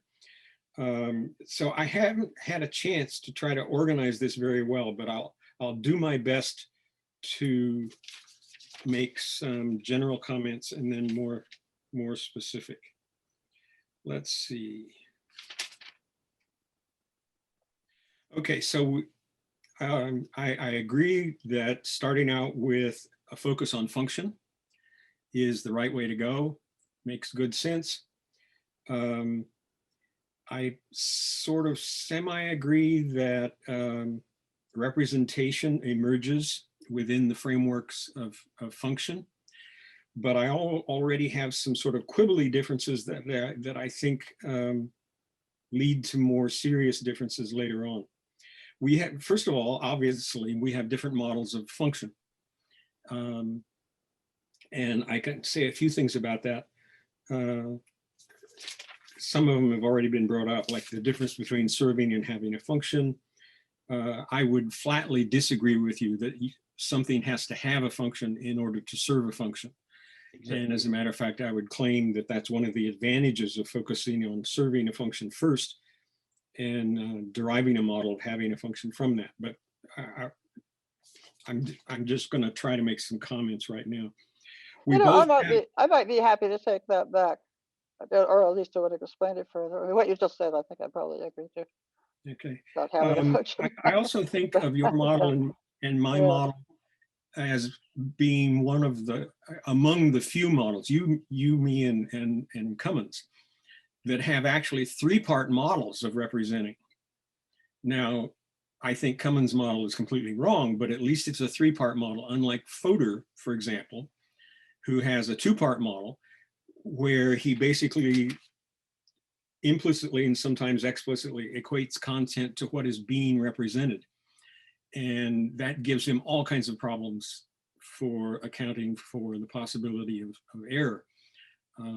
As you've pointed out, I mean, there's only two possibilities there. Either the special information semantic relationship holds, in which case it's true, or it doesn't hold, in which case there's no representation, but there's no natural way within that framework to model the representing existing and being false. I mean, that's not quite a quote from you, but it's close. No, that's anyway, fine. That's just fine. Yeah. So when you talk about targets, for example, I do use the word target very rarely, but I'm using it just simply to pick out what I consider to be a three-part model, where you've got something that doing the representing, something that is constituting what it is being represented as, and then the target or whatever it may be, which may be, you know, just my current world. It doesn't have to be anything specific, unlike for Cummins. So maybe that's a problem with my borrowing the word from Cummins. More disconnected stuff. Going back to function, you want to talk about function in terms of design, and I want to talk about function in terms of usefulness. And I have a couple of problems with that. Let's see, first of all, design, it seems to me, in a lot of the kinds of examples, like the design of the smoke detector, give us an observer relative, an ascriptive or attributive notion of function, not a process or dynamic notion of function. And you can do the same with usefulness. Usefulness could also be something that's ascriptive, but I'm attempting to cash out usefulness in terms of something that isn't just ascriptive. I attempt to cash out usefulness in terms of maintaining and even self-maintaining and even recursively self-maintaining far from equilibrium processes. And if something like that is going on, it's going on and has a natural reality independent of any ascriptions or lack of ascriptions. So I'm attempting to get away from the observer relative ascriptive characteristic. So in that respect, evolution or history can create design. And in that sense, history might create beings or organisms or whatever it might be that involve functions. But I would claim it's not the history that constitutes the functions.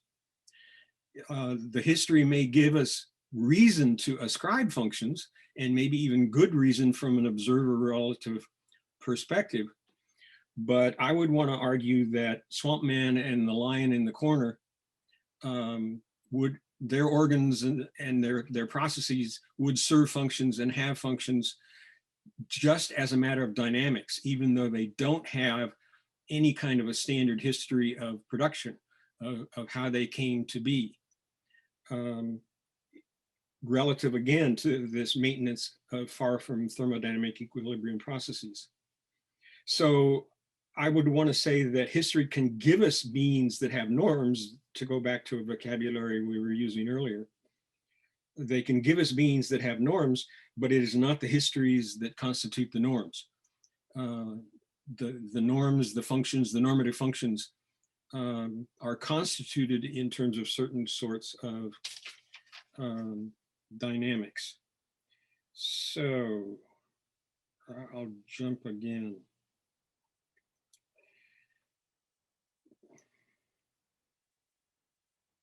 When you're talking, this is a jump, which I would like to have had time to try to fill in, but I didn't. When you're talking about the frog, for example, the frog and the flies and so on and so on, there's a distinction that I try to make between what I call contact and what I call content. And whether or not I'm right in distinguishing them as severely as I do, I think it's pretty clear that in most models, the two are equated. So you have this kind of dynamic contact with a fly or with a pebble, and that gets confused with the content that you detect in some sense. The content of what? The content of? Well, detection is normally, detection does not require representing that which has been detected. So I would claim detection. Right, but what has content? I just want to understand what has content, Mark. All right, let me speak in a Fodorian framework, men. It's some sort of an activity in the optic nerve or in the visual area of the brain that supposedly has the content, and then, as you were pointing out, Fodor gets caught into this stuff of does it represent flies, or does it represent flies or pebbles, or what does it represent? I would claim that that constitutes what I call contact, It's a sensitivity to the environment. It differentiates one kind of environment from other kinds of environments, but it's not representational at all. That what's representational, that what has content, that what can have truth value is the indications of what follows from it, which sounds sort of like what you're talking about when you talk about consumers. So there's another partial parallel in our thinking. I say it's partial because what consumers consume and how they do it, I think, differs from your model to my model. But anyway, this distinction between contact and content, I consider to be quite important. I consider content to be normative. It can be wrong, and normative in the sense of potentially being wrong about some kind of target, or at least some kind of something being represented. And I would claim that content, just like other normative notions like function and so on, is not constituted by history, although the history may explain how systems come into being that can create or generate such content. But content is rather emergent, which is a word you haven't used much, is emergent in anticipations of what would be possible. So, okay, so I could go on and on about that, but let me do one more jump here. Your consumers and your notion of guidance, again, has resonances with what I want to say, but guidance of what? And does what's being consumed have to have homomorphisms in order to serve that kind of a function? And I would claim no. As a matter of fact, in general, it will not have structural homomorphisms. But rather what we have are, as I mentioned before, these anticipations of potential further interactions. You could claim that there is a modal homomorphism, that there are indications of potentialities which might be homomorphic with the actual potentialities being afforded, to use something like a Gibsonian term there. Okay, I can go on and on. Let me stop with those. Those are like 3 or 4 different fragments that I apologize again for not having had time to integrate a little bit. I disappeared from my screen. Have I disappeared from yours? And I can see you. No, you still exist. Well, as long as you can see me, I guess it doesn't. Isn't that interesting? But I've disappeared from my own screen. All right, Mark. The problem. The problem partly is, I think, vocabulary. I mean, you and I both, I'm thinking particularly of my 2017 book, sort of developed our own vocabularies in order to explain what we see as the phenomena. And what this does is to open up problems, of course, between us, because I want to say, well, why are you using that word that way? That way. Whereas you probably have a perfectly good reason. I mean, I know that I certainly have my technical terms here and there. But let me just say about function. I just want to point out that what I tried to do with the word function was to simply take you back to what the most common use of that term is. That the function terms, the fact that half of our vocabulary is function terms. Half of the things that we talk about in terms exactly of their histories. So this is obviously a very important notion, and it was just one I just wanted to say, all right, this can't be simply a wrong use of function, if this is the everyday use of function. But of course that there may be more interesting uses of the word function. That of course is another. That's always another problem there. Okay, well, thank you anyway, Mark, for all of that. Thank you. So who's in? Oh, I heard Jed had a hand up earlier, but maybe he.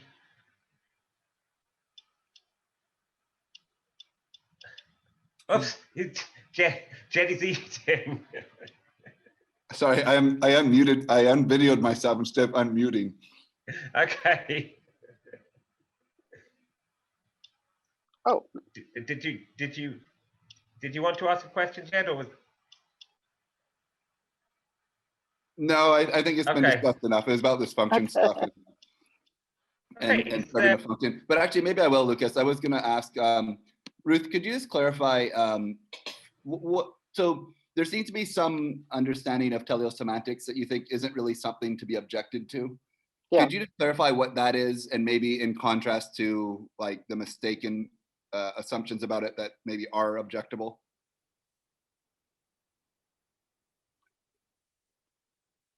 All right.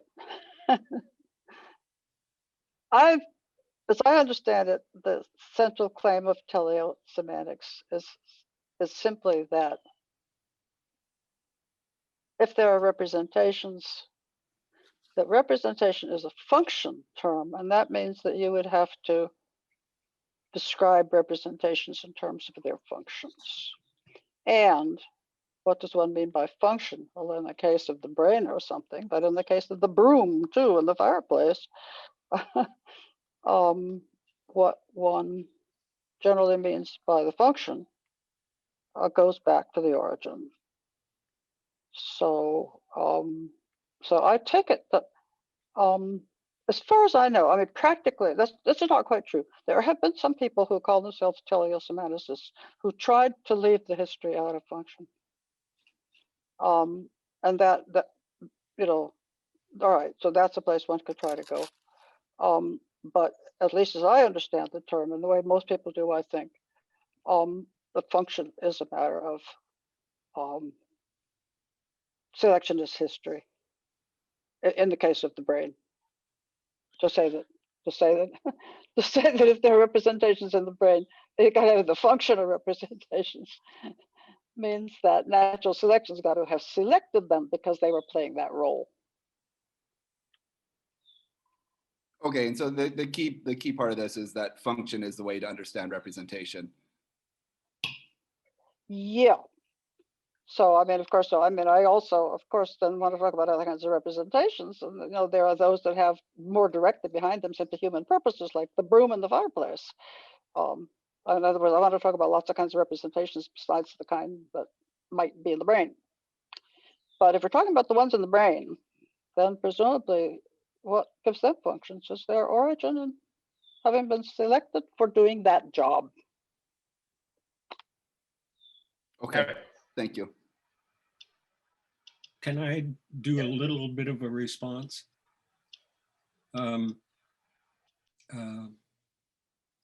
Again, the framework you're presenting, Ruth, I can translate fairly readily, but again, with what I consider to be some important differences into my own way of thinking and my own model. For example, in the model that I'm advocating, you have various processes in the brain, which I use the term microgenesis for, which I've borrowed from multiple people, including Terry, although I don't know that I'm using the word exactly the same way they do. But anyway, microgenesis is a setup process, as I talk about it. The various parts of the brain can function in different modes, not just in the processing of different inputs, but different modes from one time to another, and maybe even multiplexing, so they can function in multiple modes at the same time. So this is a setup process, and in that sense, it's anticipatory because I'm sorry, but what? Excuse me, Mark. But why are you using the word setup? I'm just not somehow coming through there. I understood what you said, except why do you call this setup? What's the setup? It moves from it shifts from one mode to another. So, all right. So if I talked about a setting, the way you set a machine before you use it, is that the kind of setup you mean? No. No. well, I could get into the details of how I think it happens in the brain, but that would perhaps take too long. Think of a finite state machine with a state transition diagram. And we think of the machine as moving from one state to another state along an arrow. But the movement along the arrow is actually a change in the internal way that the machine is processing. Because if you move from state 1 to state 2, and you receive a certain input in state 1, it'll do one kind of thing. But if you receive the same input in state 2, it may do a different kind of thing. And so what's really happening in the machine is that it's not traversing a state transition diagram. It's altering its setup for how it's being ready to deal with the flow of interactions and so on. So I think something Well, actually, thank you. That is supposed to be tried to build into the notion of the consumer. But no, it's just a sort of in fine print. That's right. Well, that's fine. Yeah. I think the parallel is quite strong there. Yeah. What gets set up then is anticipatory, because the setup may be appropriate or may not.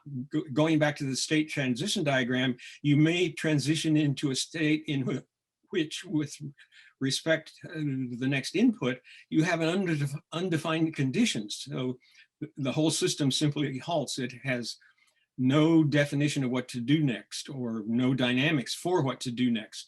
So the setup process, so I claim, is anticipatory, and those anticipations can be false if the actual proceedings of the interactive flow don't stay within the range of what has been set up for. So all of that can sound like, I mean, I can use your vocabulary for that up to a point. So for example, the microgenesis process, and therefore the things that are being set up, aren't going to be there unless they serve a function.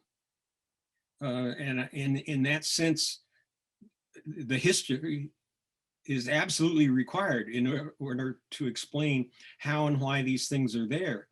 But where I differ is to say that it's the anticipatory processes that have truth value, because they can be true or false, and therefore representing in the sense of bearing truth value is emergent in that function of indicating what to do next. The function of indicating what to do next is only going to be there because of evolutionary history, but it does not have the function of representing. Rather, representing is emergent in that function. And, you know, that could be at one level just a verbal distinction, but again, I think it leads to wider differences later on, like homomorphisms and so on, which I would just flatly disagree with.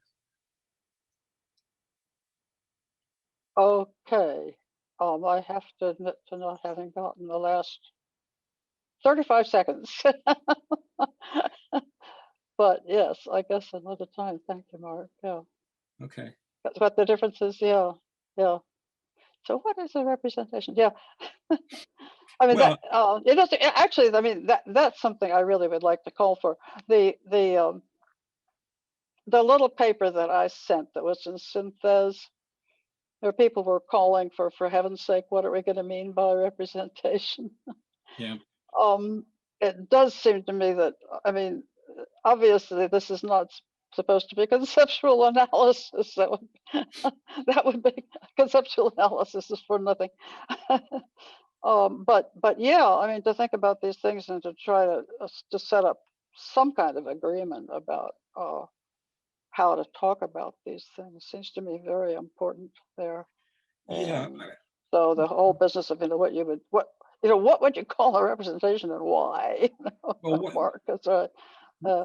One way I think of it is that there's two fundamental categories here. There's correspondence notions, which can be correspondence via cause, correspondence via correlation, correspondence via law, nomological, all kinds of correspondence models. Correspondence models, ever since the Greeks, have failed to account for truth value. They just either try to deny it, or they beg the question, or whatever. I shift to the fundamental meaning of representation is precisely that of bearing truth value. And these anticipations are the framework in which I try to account for bearing truth value. So that is a basic difference there. Well, I'm not sure. You know, when you talk about the correspondence model, what's absolutely essential to my work is that there is no such thing as a representation without a whole representational system. So there is no such thing as this simply, you know, mapping on to that. There, you know, a huge amount more has to be said before we can talk about representation. So to talk about a representation without a representational system makes no sense. Every representation, any ordinary thing you would call a representation, is in a representational system. Yeah, no, but that's, I would agree with that, but I suspect we would cash it out differently. That could be, yes, that could be, yes. Right. Okay, thank you, Mark. Oh, Terry. Terrence had a hand, but he says he's got to run. So, you're muted, Terry. You're muted. Lucas? Was that Lucas? I have to run in 2 minutes, so I have another meeting. But let me just ask just one last question. It may have to be answered after I wander away. And this, as a evolutionary biologist, I've often been influenced by Stephen Gould's notion of exaptation. And I assume you know. Yes, indeed. I've written about that and thought about that. Right. So one of my favorite examples are ostrich wings. Ostrich wings have no longer serve the function of flight. They have an evolutionary history where they did at some point. Now what's happened is that the feathers on ostrich wings have become fluffy. Because they're now used mostly for display. So an incidental function of feathers is that they could display. What happened as the function shifted, as the function that was served, that is the incidental function became a new proper function, as it went from flight support to display, sexual display. What happened is that there was also selection on the substrate. The substrate actually reflected the change in function because the fluffy wings. Wait a minute. What's a substrate equals? Oh, the substrate. What I mean is the feathers themselves. The feathers, okay. I want to distinguish the substrate that a function utilizes, or some might call it the trait, from the function itself, which is a process-like relation. So what's happening here is that natural selection with the change in function, with the incidental function becoming a selected function.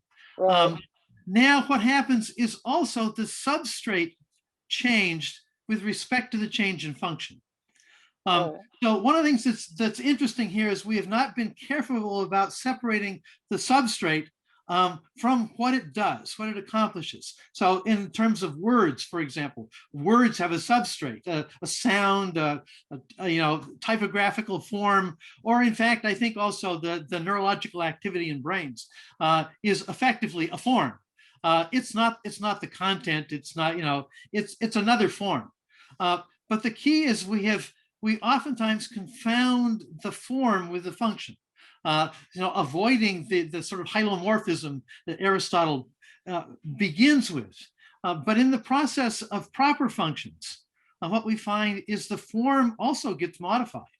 And that's something that I think is also useful in the linguistic piece. And that is, for example, when words become bleached and they're used for different functions. Here in California, the word "like" has become a sort of a modifier of. The one I've been very interested in is exactly when whole phrases become words. Right. Well, and in fact, English is full of this. As it derives from Latin, where it condenses all of these parts into single words.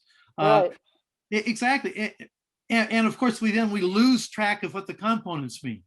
So, the COM in components and complete in comparison, we don't realize had a separate you know, it was a separate word in Latin that it comes from. So exactly that. What happens is that there's change in function. And what I wanted to get to was this constant move from incidental function, or what some people here have called serving a function, to selected function, a function that now gets regularly accepted by a group and used for that purpose, or becomes the design purpose. But in the design purpose, and we talked about this a minute ago, in terms of screwdrivers, and if all flathead screws disappeared, but screwdrivers began used only for opening paint cans, probably the shape of the screwdriver would begin to change because the function had different incidental physical correspondences.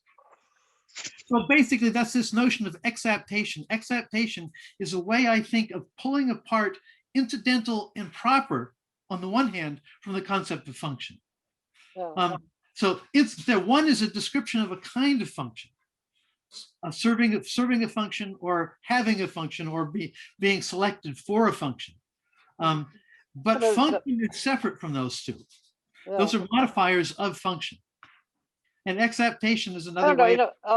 Peter Godfrey Smith, yes, some years ago, was interested in this kind of question and developed what he called a recent history notion of function. And certainly something like that is needed, but probably something more finely, defined. That's right. Right. Well, I'm sorry I have to leave, but it's been wonderful. Thank you. Yeah, thank you, Terence, for your questions. Yeah. See you, Terry. Yeah. You. No. Okay, I think there don't seem to be any more hands. Did anyone?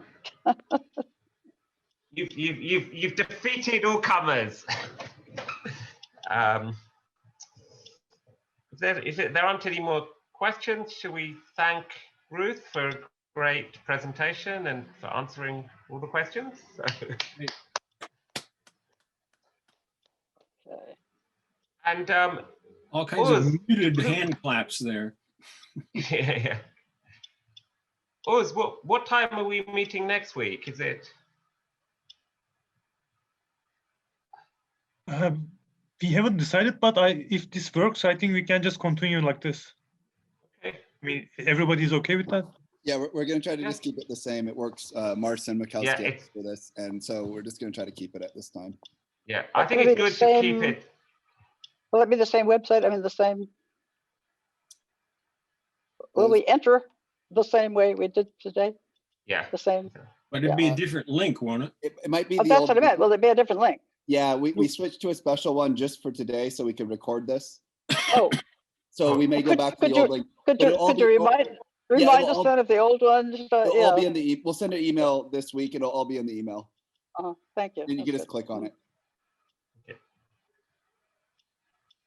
Okay, so thanks everyone for coming. Thanks, Ruth. That was I really learned a lot. I think we all did. And thanks for Uz and the team for organizing everything. And